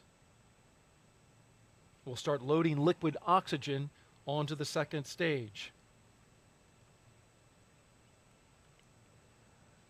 And I think a great testament to the international partnerships of this program. Half the crew is international. Sultan being the first UAE astronaut to launch on a U.S. vehicle from the U.S. to have trained at Johnson Space Center. An amazing completion of the partnership that started several years ago, and taking that now all the way to completion. And just great to see, NASA and space exploration being just this great unifier for the world, especially as there's low Earth orbit, but then we look beyond that to Artemis and Mars, and just the collaboration and the work to do such hard things and really pulling together the best of all the nations. And the partnership of those nations rises above all else, and it's impressive, the camaraderie of the crews in space with their international backgrounds.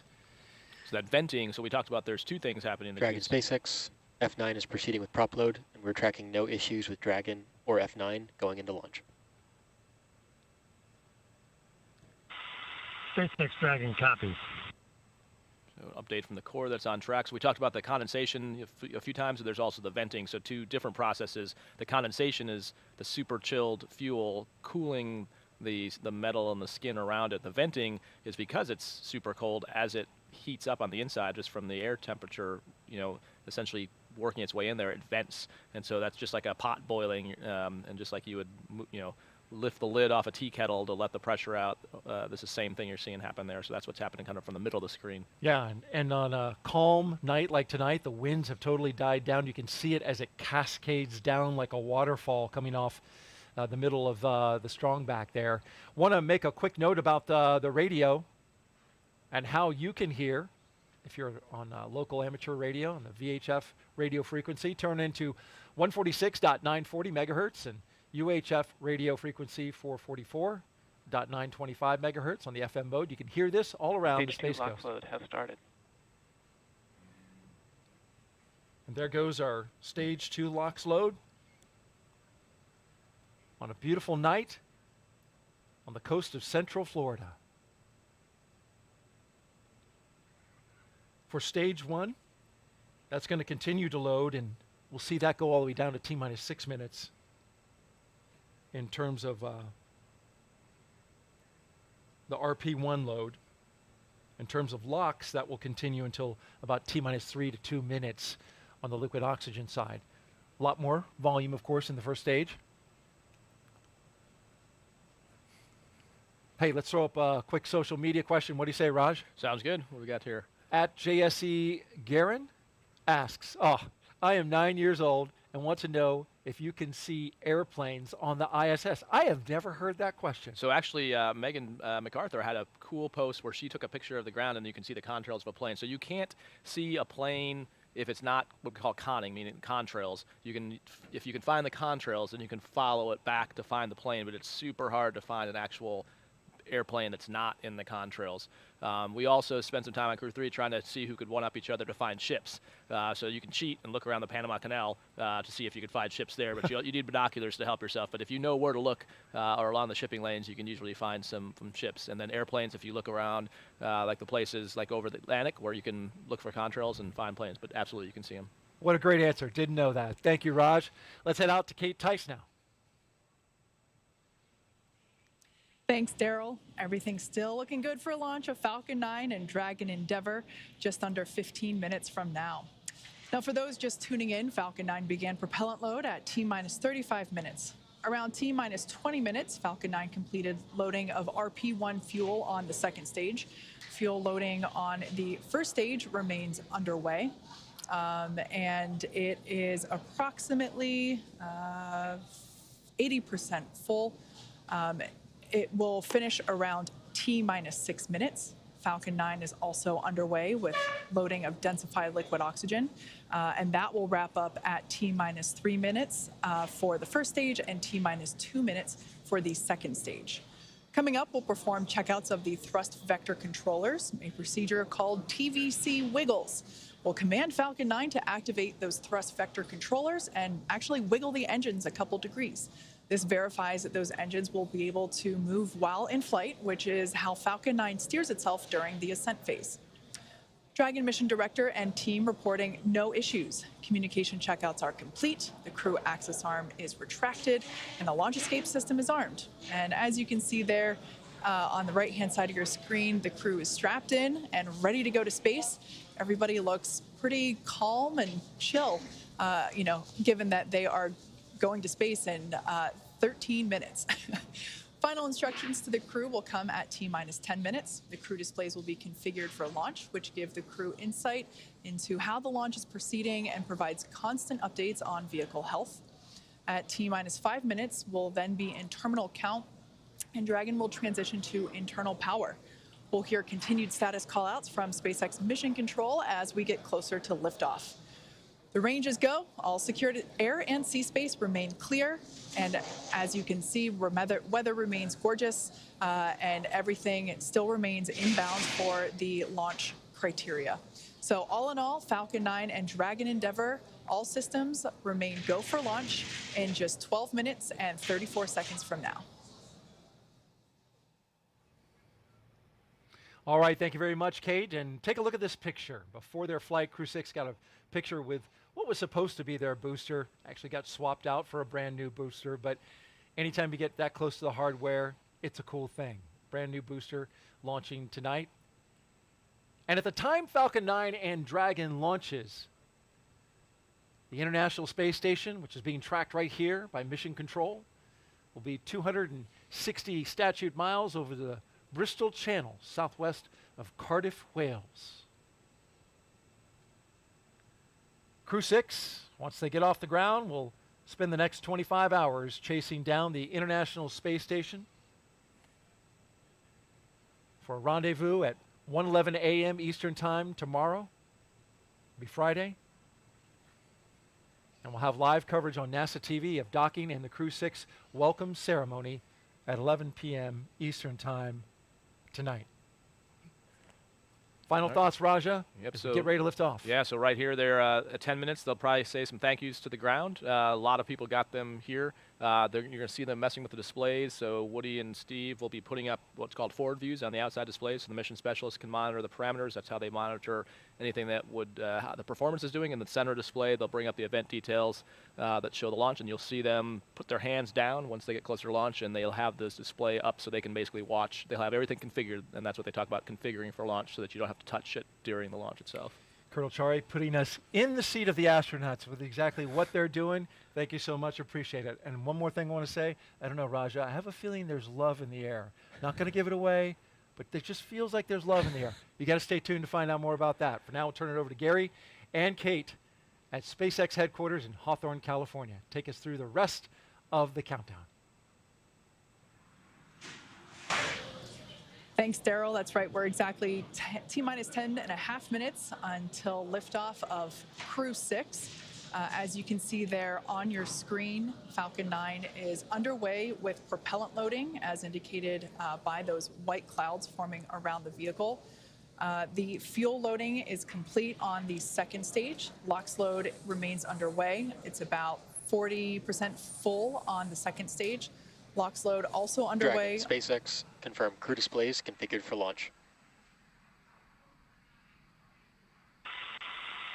SpaceX Dragon crew displays are configured for launch. Copy that, Steve. And once again, on behalf of the entire SpaceX team, we're honored to have you aboard Dragon Capsule Endeavour on its next trip to the International Space Station. We wish you a great mission, good luck, Godspeed, and enjoy the ride. And thanks again to everyone out there who made the vehicle, the ISS, our mission, and our crew ready for launch. Really want to thank everyone and appreciate the great call, much appreciated call for the scrub the other night. It was a great call and a good learning opportunity for the crew and I think for the teams. And so once more into the breach, dear friends, Crew 6 is ready to launch.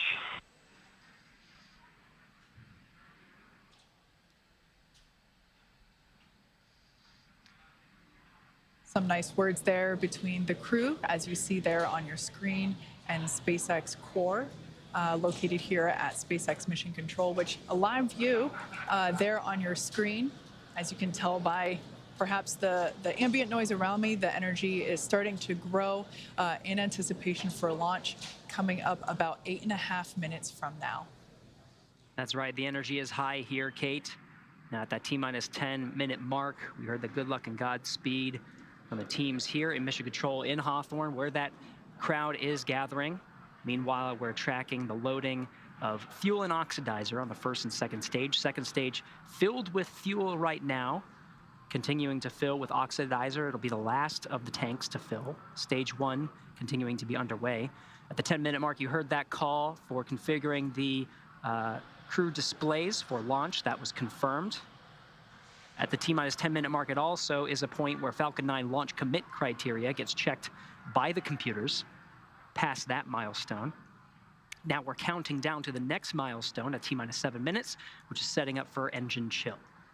That's right. We should hear that call out in about 44 seconds. At T-minus 7 minutes, we will actually open up the pre-valves to the M1D engines, those 9 engines at the base of the first stage. That will allow a little bit of that super chilled, densified liquid oxygen to flow into the hardware, those turbo pumps. And that basically helps prepare the hardware from a thermal standpoint or a temperature standpoint for that full flow of super chilled liquid oxygen. So we basically open up the pre-valves and a little bit of that LOX flows in and helps cool the hardware down in preparation for full flow of liquid oxygen. Engine chill has started. And as expected, there's that call out for that engine chill, indicating the pre-valves are open and the engines are beginning to prepare for liftoff. Now under 6 minutes, 45 seconds from launch. Again, we're continuing to fuel the Falcon 9 rocket. Stage 2 filled with the RP-1 kerosene. At the T-minus 6 minute mark, we should hear a call out that the stage 1 RP load is complete. They're just topping that off. Liquid oxygen on both the first and second stages come next. RP1 load complete. And there's that confirmation. We're counting down to T-minus 5 minutes at this point. At T-minus 5, the Dragon is configured for terminal count. And at terminal count, Dragon is switched to internal power, right now receiving power from umbilical lines from the ground. Also at just under 5 minutes, we'll be waiting for strong back retract. The arm that's currently propping the Falcon 9 and Dragon up. We'll see the clamp arms start to open, and the strong back itself will tilt about 2 degrees off from where it is now at a 90-degree position. Just a little off, and then it'll get out of the way completely upon liftoff. Then, of course, comes the, after the strong back retracts, comes the completion of liquid oxygen loading on both the first and second stage. For now, T-minus 5 minutes, 15 seconds. We're going to stand by for that call of configuring for terminal count. Crew 6 in their seated positions and ready for launch. Dragon is in configure for terminal count. Tanks are pressurizing for strong back retract. All right, and we heard both of those calls. Dragon onboard computers are going to take control of the vehicle. We should be seeing the clamp arm at the very top of the second stage, right underneath where you see the unpressurized trunk of Dragon, which is indicated by the half black and half white indicators, the black being the solar panels that provide power to the Dragon is retracted on its transit to the International Space Station.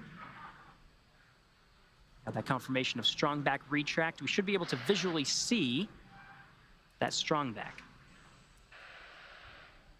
The strong back will retract about 2 degrees away from the vehicle. Then at liftoff, the strong back will actually go back to 45 degrees. That strong back is part of the transporter erector, which provides the liquids and gases and electrical connections to the vehicle.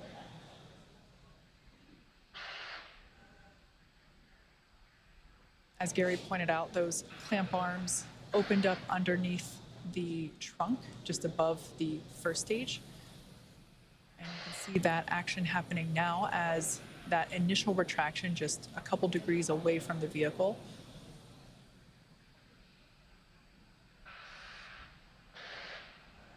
At this point in time, fueling remains underway, propellant load remains underway. All fuels are loaded. That RP-1 liquid oxygen load should... Stage 1, lock flow complete. There, we just heard that call out that is all done. Second stage LOX load still underway. That will wrap up at about T-minus 2 minutes.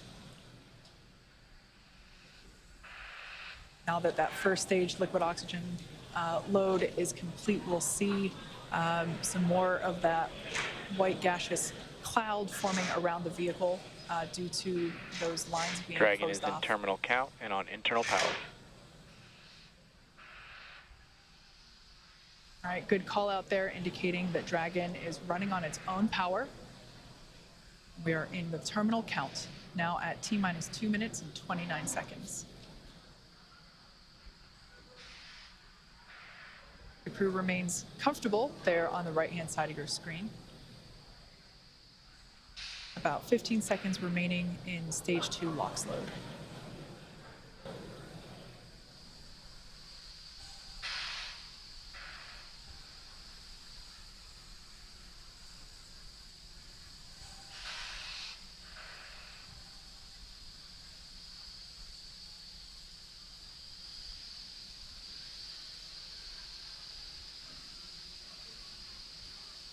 Stage 2, lock flow complete.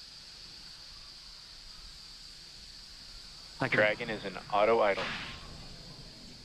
You heard those calls. The Falcon 9 fully fueled with RP-1, rocket fuel, as well as the liquid oxygen. That call of Dragon is an auto idle. There's going to be a series Gas of calls. has started. Expect rising. There's the gas closeout, purging the lines of the fuel that has supplied the Falcon 9 with RP-1 and liquid oxygen. We'll also wait for a call of the arming of the flight termination system. The Dragon flight computers are configured for launch. Flight termination system will allow Falcon 9 to talk to Dragon on the ride uphill. Terminate the flight, issuing an abort. Startup. Dragon is in countdown. T-minus 1 minute and counting. Dragon is in countdown. Everything's looking good for launch.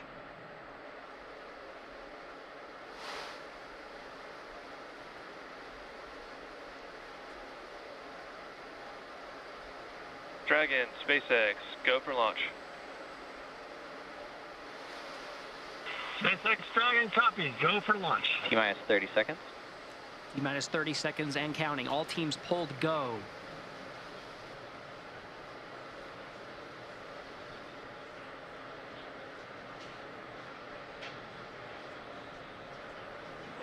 Seconds. Ready for an on-time launch for the instantaneous T-minus 10, 9, 8, 7, 6, 5, 4, 3, 2, 1. Engines full power, and lift off at Crew 6. Go Dragon, go Falcon. Now launching on Endeavour's fourth flight to the International Space Station. Vehicles pitching downrange, 1.7 million pounds of thrust provided by the 9 Merlin 1D engines on the first stage. Hearing good calls, stage 1 propulsion is nominal.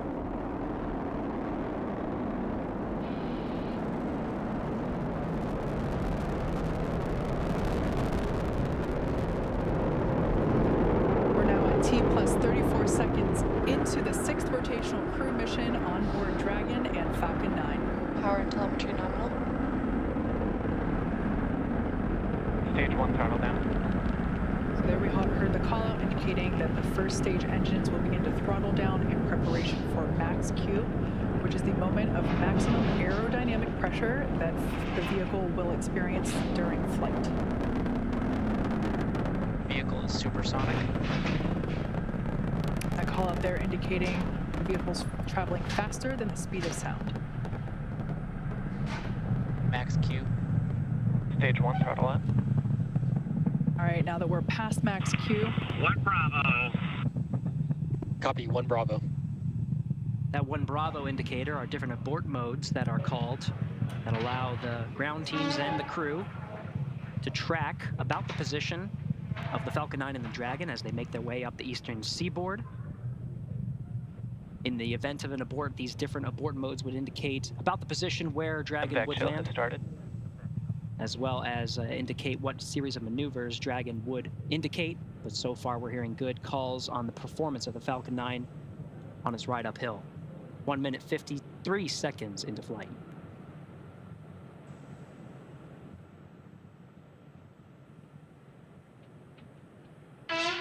We're about 30 seconds away from main engine cutoff, which will be followed quickly by stage separation and second engine start, which is the ignition of that MVAC engine on the second stage.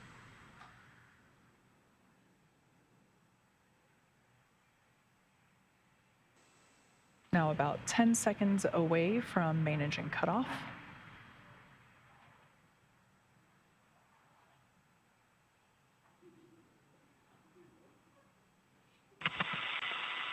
Two Alpha.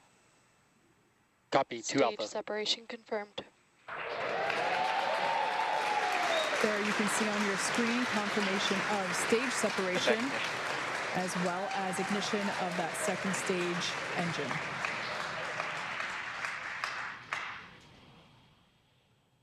Second stage is now carrying the Crew 6 astronauts to orbit. Beautiful view there on the left-hand side of your screen coming from the first stage, which, as you can see, is still gaining in altitude. It has not yet reached its apogee, a beautiful view of the Florida Space Coast there in the background.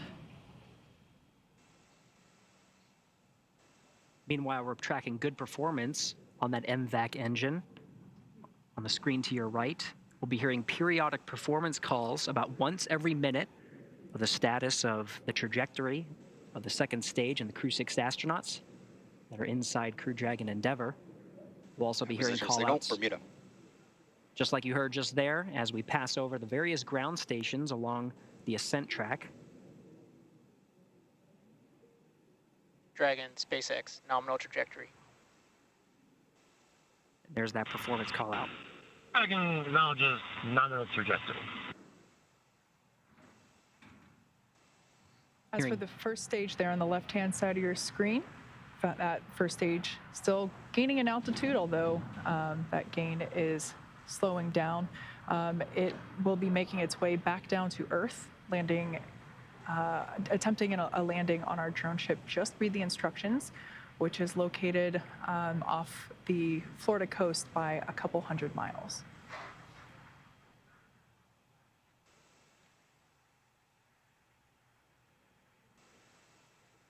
The MVAC engine on stage 2 burns for 6 minutes after second stage ignition. We'll continue to see this engine burn until about 8.5 minutes into today's flight. Dragon, SpaceX, nominal trajectory.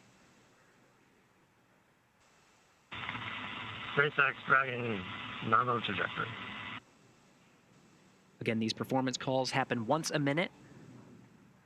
Flight teams continuing to track the Falcon 9 and its ascent. Everything's looking good so far. You'll also continue to hear those check-ins of the ground stations as we pass them. At this point in time, we're roughly 2 minutes away from the next major event, which will be the entry burn for the first stage. We will relight 3 engines, 3 M1D engines on that first stage to help slow the vehicle down as it re-enters the Earth's atmosphere. We're approaching 200 kilometers in altitude. It's about 124 miles. Meanwhile, velocity. Dragon, SpaceX, nominal trajectory. Good trajectory calls. About to pass 12,000 kilometers per hour. SpaceX, Dragon, nominal trajectory. It's about 7,500 miles per hour.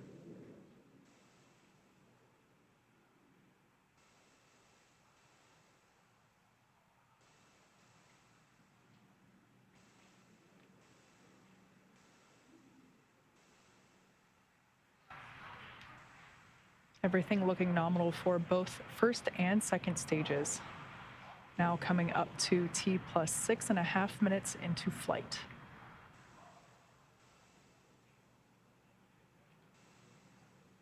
Mostly what we're hearing now are the performance calls in the second stage. In about a minute is when we'll see a series of events in rapid succession. It's been a pretty good pace since second stage ignition. About less than a minute from now, we'll start to see Dragon, more action SpaceX, on the first stage. Nominal trajectory. SpaceX, Dragon, nominal trajectory.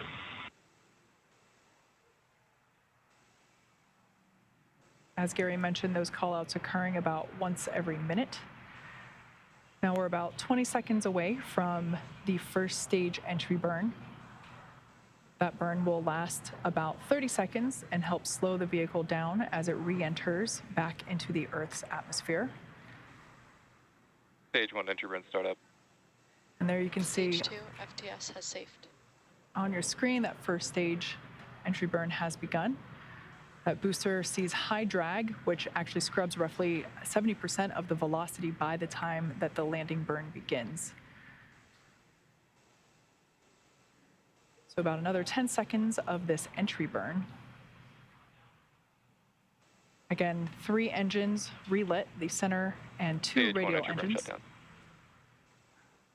And conclusion of that entry burn.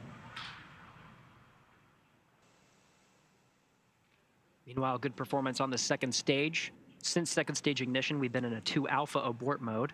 The next abort modes will happen in rapid succession to Bravo, to Charlie, Delta, Terminal and Echo, guidance. each indicating different series of maneuvers in the event of an abort scenario. But as you've been hearing through the periodic checks, we're seeing good trajectory, good performance on the Dragon and Falcon 9. Seco, second stage engine cutoff, would be coming at 8 minutes 48 seconds. We're coming up on that event. SpaceX Dragon Shannon. Copy, Shannon. Now off the coast of Shannon, Ireland. Standing by for Seco.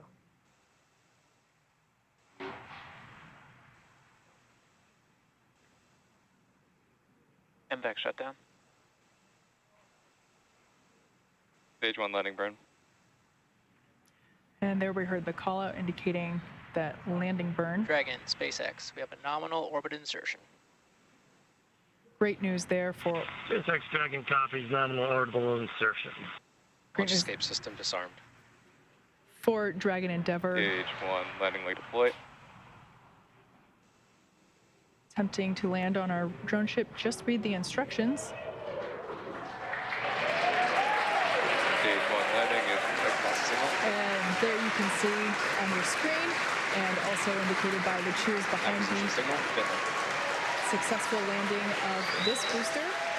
Its first trip to space, and therefore its first landing. An eruption of applause here at SpaceX Mission Control. And of course, after second stage engine cutoff, you heard that call that the crew is in orbit. They're now in a coast phase, where the second stage remains idle for about 3 minutes before Dragon separates from the second stage. Meanwhile, you can see that first stage in the legs right on target. We're now getting views from the second stage. You can see this is one of the cameras that's pointing up into the trunk of Dragon. Of course, we're continuing to get views of the expansion nozzle at the end of the MVAC engine. The crew is in orbit. Falcon 9 has almost done its job. It completed its job with propelling the astronauts through the 6 minutes of the second stage, and of course, the more than 2.5 minutes of the first stage. Continuing in this coast period. We're heading to about the 12-minute mark after launch. So we're approaching 11 minutes right now. But it's great to see the crew in orbit. Of course, we are waiting for that separation. You can see this view right here of the MVAC engine. The second stage really in just an idle position, really just coasting, not many commands being issued from the Falcon 9. But of course, at the very end, we'll actually issue the command for separating the Dragon from the Falcon 9. You'll see a series, you may see a series of burns. The Draco engines on the service section of the Draco will fire and increase separation distance from the second stage. Once again, live view there from the second stage looking up into the trunk, which of course is the unpressurized section that goes along with the Dragon capsule to the International Space Station. That's where we are able to store basically cargo that is able to be exposed to the vacuum of space. So a great view there looking up into the trunk. That will be hopefully the first views that we get of that separation event, which we're expecting here any second.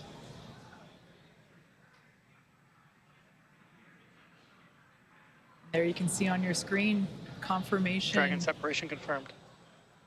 Of that separation confirmed. Dragon Endeavor is now floating free in space. That's right, the Falcon Dragon, 9. CE here. Welcome to orbit. Congratulations.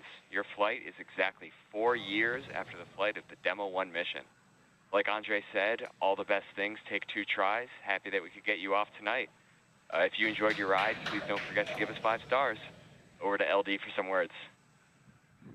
Also, a friendly reminder to put your sushi orders in for CRS 27. Have a safe ride to the space station, and we look forward to seeing you when you get home. Thank you for flying SpaceX. Expected loss of signal, Bermuda.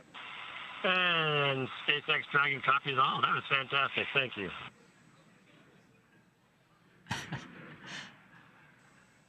The Crew 6 astronauts, of course, having a strong bond. And SpaceX Dragon, we'd like to really, for the great ride to orbit today. It's greatly appreciated. May have taken 2 rides, but 2 times, but it was worth the trip. And I guess I'll pass it over to Woody for some words. Yeah, SpaceX Dragon, just want to say as a rookie flyer, that was one heck of a ride. Thank you. I would say put it as an absolute miracle of engineering, and I just feel so lucky that I get to fly on this amazing machine. Thanks to SpaceX, thanks to NASA, Commercial Crew Program, and our international partners. A lot of innovation went into this, tireless work effort, and a lot of painstaking attention to detail and focus on testing. And I think that's what makes it all possible to fly humans in space. Thank you.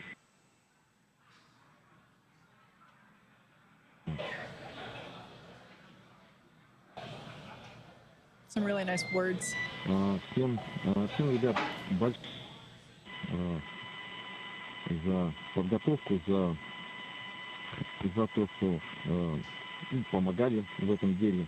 Мне и всем ребятам. И я хочу сказать, что сегодня человечество делает еще один шаг в подготовке к новому большому скачку. И для меня огромная честь быть частью такой большой и дружной семьи, величайшей международной команды, как Международная космическая станция, работая вместе на благо всего человечества. Today humanity takes another step for next big leap, and for me, a huge honor to be part of such a big and friendly family and the greatest international team of the ISS, working together for all mankind. Thank you.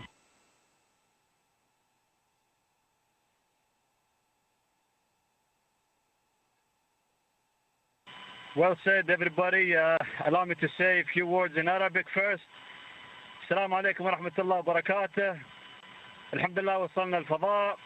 بس بغيت أشكر أمي وأبوي وأشكر عائلتي.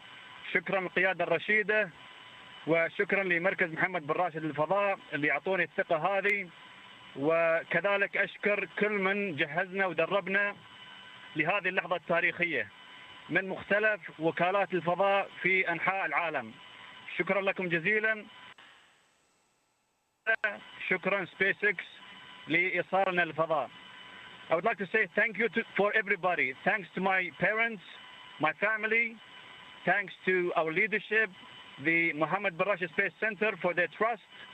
Thank you for everybody who trained us and got us ready for this mission. This is incredible. Launch was incredible, amazing. Thank you so much. And last but not least, thank you NASA. Thank you SpaceX for flying us to space. Go Dragon, go SpaceX. And allow me to introduce our 5th crew member. His name is Suhail, and Suhail is the Arabic name for the star Canopus. And in the Middle East, we anticipate the appearance of Canopus because it marks the end of summer and the beginning of cool time. And Canopus is actually the 2nd brightest star in the night sky. And this is the 2nd flight for Suhail because he flew with astronaut Hassan Mansour in 2019. And many people think Suhail is an alien, but to me, Earth in a spacesuit, but with high ambitions. Thank you once again, and talk to you from the ISS.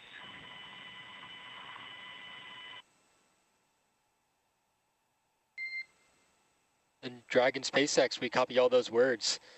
At this time, I can provide you an update that we had nominal dehumidifier activation and service section Draco checkouts. For your awareness, on hard capture hook 5, we did swap to backup motors, so you'll see that the nose cone opening did swap to backup. However, all hooks did indicate that they were traveling and look good on backup. Acquisition signal. SpaceX Dragon copies, and we see that on the display.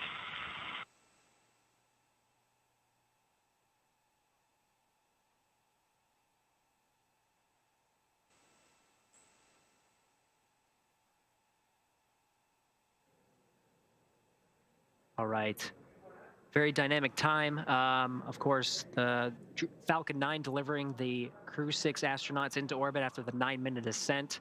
We heard those great congratulatory words from each and every member of Crew 6, who of course had a strong bond with the teams here in Mission Control and SpaceX. That call you did here to the crew was about the nose cone. The nose cone is deploying now. They were troubleshooting an issue with one of the hooks, but switched to backup motors, and we're seeing that nose cone deploy now. But Crew 6 is now on its way to the International Space Station. It's going to take about 24.5 hours. So they'll go through a series of checks, a series of initial burns, and then eventually have a sleep period before waking up and really getting into the action with a lot of the burns that bring it closer and closer to the International Space Station. It'll be docking to the Zenith port. We're now getting views from the Dragon, and that's the nose cone deploying that you're seeing right now on the end of the Dragon. And Kate, this really sets the crew up for some of the major burns here. That nose cone deploying reveals the 4 forward bulkhead Dracos that do a lot of the heavy lifting, a lot of those significant burns that bring the crew closer to the International Space Station. That's right. The nose cone is basically the pointy end at the top of Dragon. So now with that being exposed, those forward bulkhead thrusters will be able to do their job as Dragon Endeavour makes its way to the International Space Station. Just prior to losing the ground station coverage, we were able to catch a quick glimpse of the 0G indicator. I always love seeing that be revealed as it's always different for each crew and it's always special to the crew members. So I love the words that were shared around that. And I personally have a strong connection to this capsule. This was the Demo 2 capsule, the Crew 2 capsule, the Axiom 1 capsule, and now the Crew 6 capsule. And so it always brings a lot of pride and joy to see this particular capsule fly in space safely once again. So with all that being said, let's head back over to Daryl and Raja, who saw all of the liftoff action live. You guys, I bet it was incredible having seen it from the press site myself a couple of times. I know you can feel it. Tell us how it was to see this crew lift off. Absolutely, Kate, and thank you for the toss back here to the Kennedy Space Center. And on that point, we got to get Raja's reaction first because it was his first launch. He's been on a rocket. He's been to space. Got to see the outside. First time watching a launch. Yeah, that was awesome, Daryl. It was better than I expected. So I think a much more throaty, rumbling sound once it started to pitch over, and a beautiful night here, so we could see the second stage light. We could actually see the throttle down for from stage 1 to stage B, which was really cool. Saw the separation, saw the light go out when the first stage separated, saw the second stage light, and got to watch it pretty much all the way to 2 Bravo. It was pretty impressive. To 2 Bravo. Sorry, those are different launch escape phases. So yeah, it was awesome seeing it from the ground and just kind of thinking through what that ride was like a while ago. But I'd rather be on the inside than the outside. But it's pretty in here with us. But it's pretty impressive from both views. Yeah, it was, well, we're so glad to see them, and exciting that they're on the way to the space station. So happy for them. No doubt. Congratulations to not only the crew that is getting up into space, but also everyone who helped make it possible. It takes a tremendous number of people in order to pull that off. And that roar, right? Did you feel it in your chest? Yeah, so on the day of, you can hear it, you can feel it there and you can feel it here. You'd actually feel the vibration. They can actually bodily, it's actually vibrating your body, Visceral, the ground around you. And I think just the coolness of it, it's almost daytime around the launch pad when it first lit, just with the humidity, the temperature dew point spread right now. There's a lot of moisture in the air, so just the reflection of the light, you actually couldn't even see the top of the rocket. It was the plume lit up the whole horizon. So basically, as far as you could see, 180 degrees here, it just looked like daylight for the first about 20 seconds. So it was really, really cool. Well, your first launch, watching. Yep, I'll be back again. Yeah, we're ready to see another one. We love it. Fantastic. All right. As I mentioned before we got to the terminal count and ascent, I said there was a little bit of love in the air, right? Well, why is that? Well, a gentleman by the name of Sabih Farouk brought his girlfriend to the Banana Creek launch viewing location and proposed to her right at liftoff. They're both from Denver. we have a picture, and there it is. There's Sabi and his girlfriend, now fiance. and now fiance, Tamori, and she's sporting the ring. Congratulations to them. What a special thing to do. He had planned out this because during their when they first met, they had their first kiss at a rocket launch, and so he wanted to bring her back to propose, and it happened right here at the NASA Kennedy Space Center. What a neat love story, cool, huh? Yeah, what a great story. Yeah. Congratulations to both of them. And so now let's turn it over to Jasmine, who is with a special guest with some post-launch reaction. Jasmine. Thank you so much, Daryl. Here on the balcony of OSB2, we had a great view of launch, and the crowd around us just erupted in cheers. It lit up the night sky. Joining us now is Kennedy Space Center Deputy Center Director Kelvin Manning. Thank you so much for being here. Well, it's great to be here, Jasmine. We are so glad to have you. And Kelvin, first question is easy. What did you think of launch? It was spectacular. And anytime we're putting people on a rocket makes it even more special. So we launch satellites, we launch all kind of things, but tonight it was Steve, Woody, Sultan, and Andre, watching them walk out, saying goodbye to their families, and for us to get them off safely onto the International Space Station, that's a huge accomplishment. It really is a huge accomplishment. Daryl just mentioned love in the air, and we saw that great proposal at Banana Creek. And Commercial Crew is really the perfect marriage of our commercial and our international partners. Isn't that right, Kelvin? Absolutely. So government, industry, and international partners, it's kind of like a modern day, what we strive to have like Star Trek. You have all these people from different planets, and we're just getting started here. So maybe one day we'll have people from other planets as well. We really are just kicking things off. And you mentioned, the astronauts flying on today's mission, and that you've actually been on the selection panel for a few of the astronaut classes before. One of those was the Turtles. So pretty exciting for you to get to see Woody fly today, right? Oh, absolutely. Special guy, and really looking forward to seeing him on orbit and then getting him back home and hearing his stories. Yeah, we're looking forward to having him back, as well as the rest of Crew 6. And this was really a great way to kick off the launches of 2023. We mentioned earlier with Janet Petro that we are looking at over 90 launches this year. So what else is going to station in the next few months? Okay, we got a cargo resupply mission, CRS-27. We have Boeing's inaugural flight of the crew flight tests, looking for Sonny and Butch to sometime this spring to fly the CST-100 Starliner to station. That's a huge deal. And we got another commercial Axiom mission that'll go to the space station, and then we'll look at Crew 7 to follow these guys in another 6 months or so. Wow, a lot of work going on here at the Kennedy Space Center. Kelvin, any final words of thanks that you want to give to the workforce here?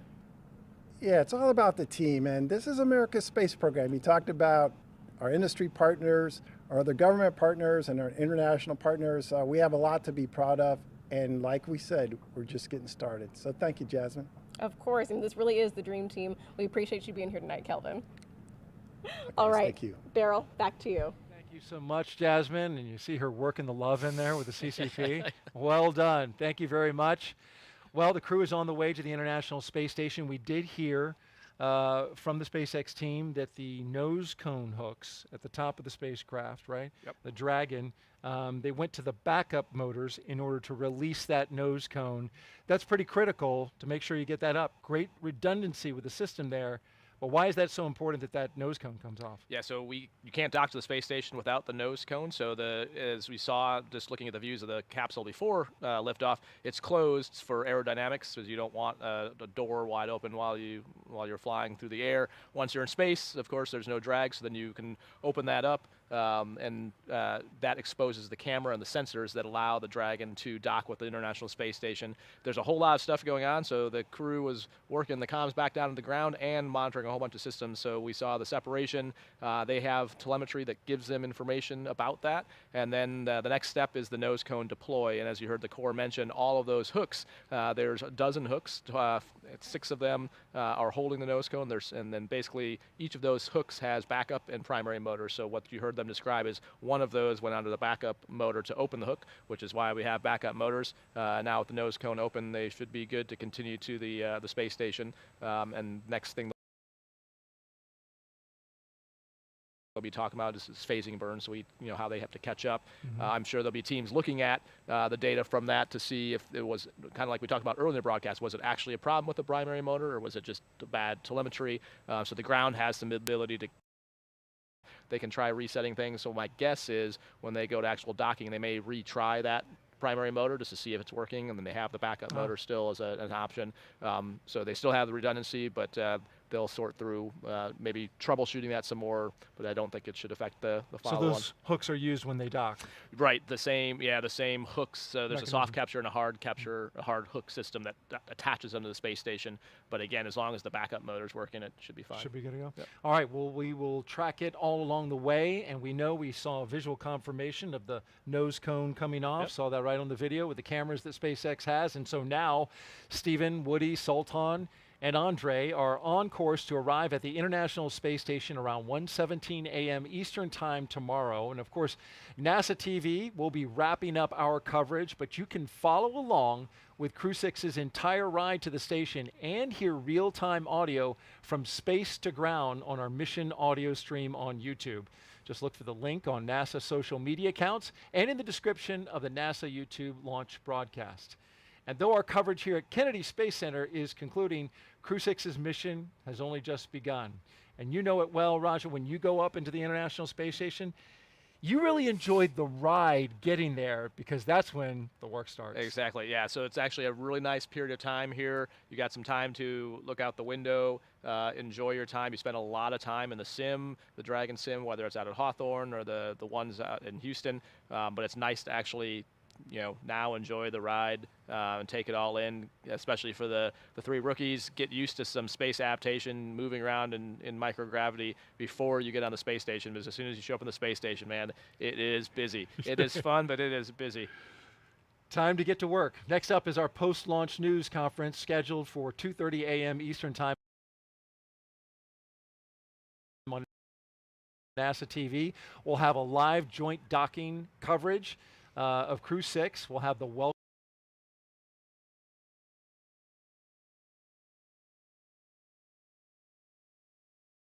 And you can find mission updates on Twitter, at NASA, at SpaceX, and on the web at nasa.gov, including that link. We'll have it in there in the description of the mission audio stream if you want to stick with Crew 6 during their entire journey to the space station. Well, before we want to sign off here at Kennedy, I want to thank Rajachari for being on the launch broadcast and sharing your incredible experiences. I learned such an incredible amount. I hope our audience did too. You answered all their questions, and it was fascinating just to listen to all the things that happened. Really appreciate you being Thanks. here. I'm glad I got a chance to see a rocket launch, and so yeah, I highly recommend coming here to do this so you can get a great view of a rocket launch. It's the way to go. Space Center there, Roger. We appreciate that, and good luck to you on your work with the HLS. You're doing a lot of work there with the human landing system for the Artemis program, and people are really excited about that. Yeah, they should be. It is an amazing time. We're seeing what we're doing in low Earth orbit, and that is just the first step, man. We are going back to the moon to stay and onto Mars, and it is a great time to be in space. Congratulations on watching your first launch, and congratulations to the space lovebirds out there at the Kennedy Space Center who tied.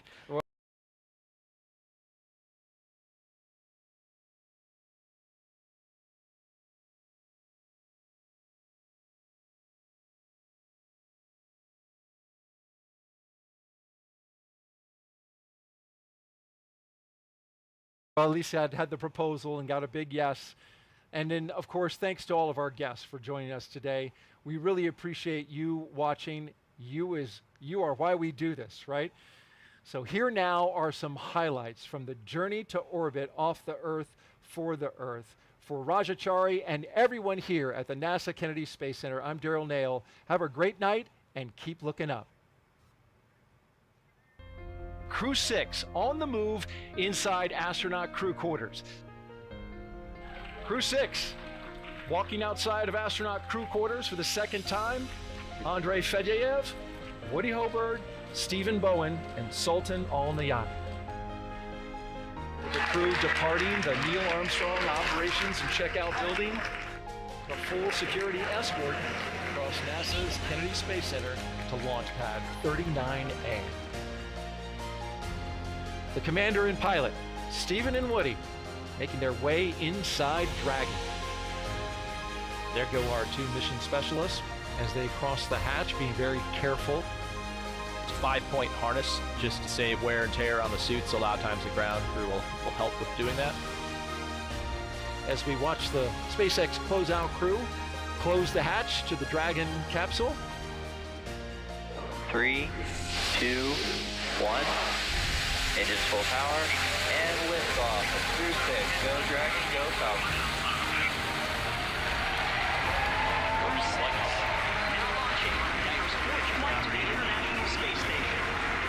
Pitching downrange, 1.7 million pounds of thrust, 5.9 Mach 1 the engines on the first stage. Hearing good calls, stage 1 propulsion is nominal.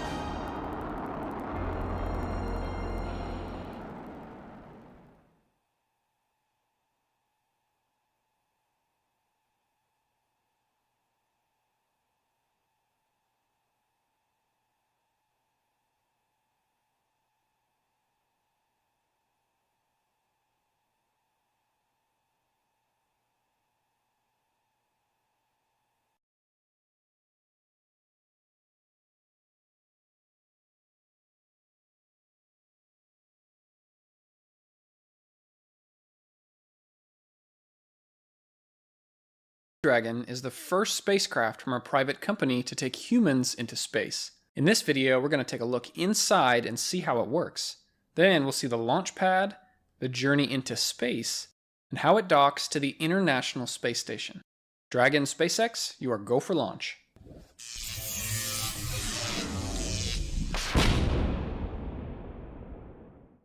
We're about to learn about an incredible piece of engineering that has overcome significant challenges. To solve these challenges, engineers need problem-solving skills that take time to develop. This is why I'm glad to have this video sponsored by Brilliant.org.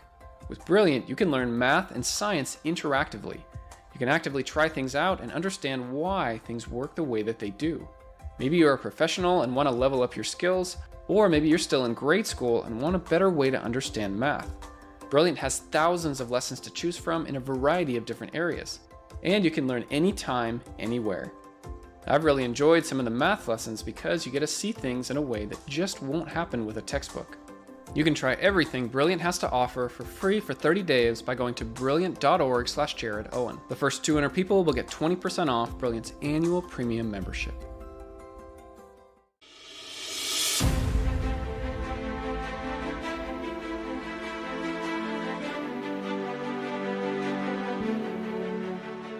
The Crew Dragon is a human-rated spacecraft. This means it's capable of carrying humans into space.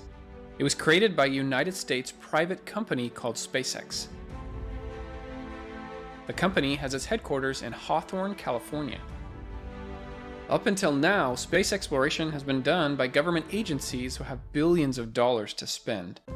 SpaceX is really the first private company to break through this barrier. They develop both rockets and spacecraft on their own. But of course, NASA is now one of the largest customers of SpaceX. Alright, for some background, this is the International Space Station, or ISS for short. It's been in use since the early 2000s, and it must be continuously staffed by astronauts going to and from the station. To get a ride to the ISS, astronauts could launch on either the United States Space Shuttle or the Russian Soyuz spacecraft. The Space Shuttle is no longer in operation. It was retired in 2011. After that, the Soyuz was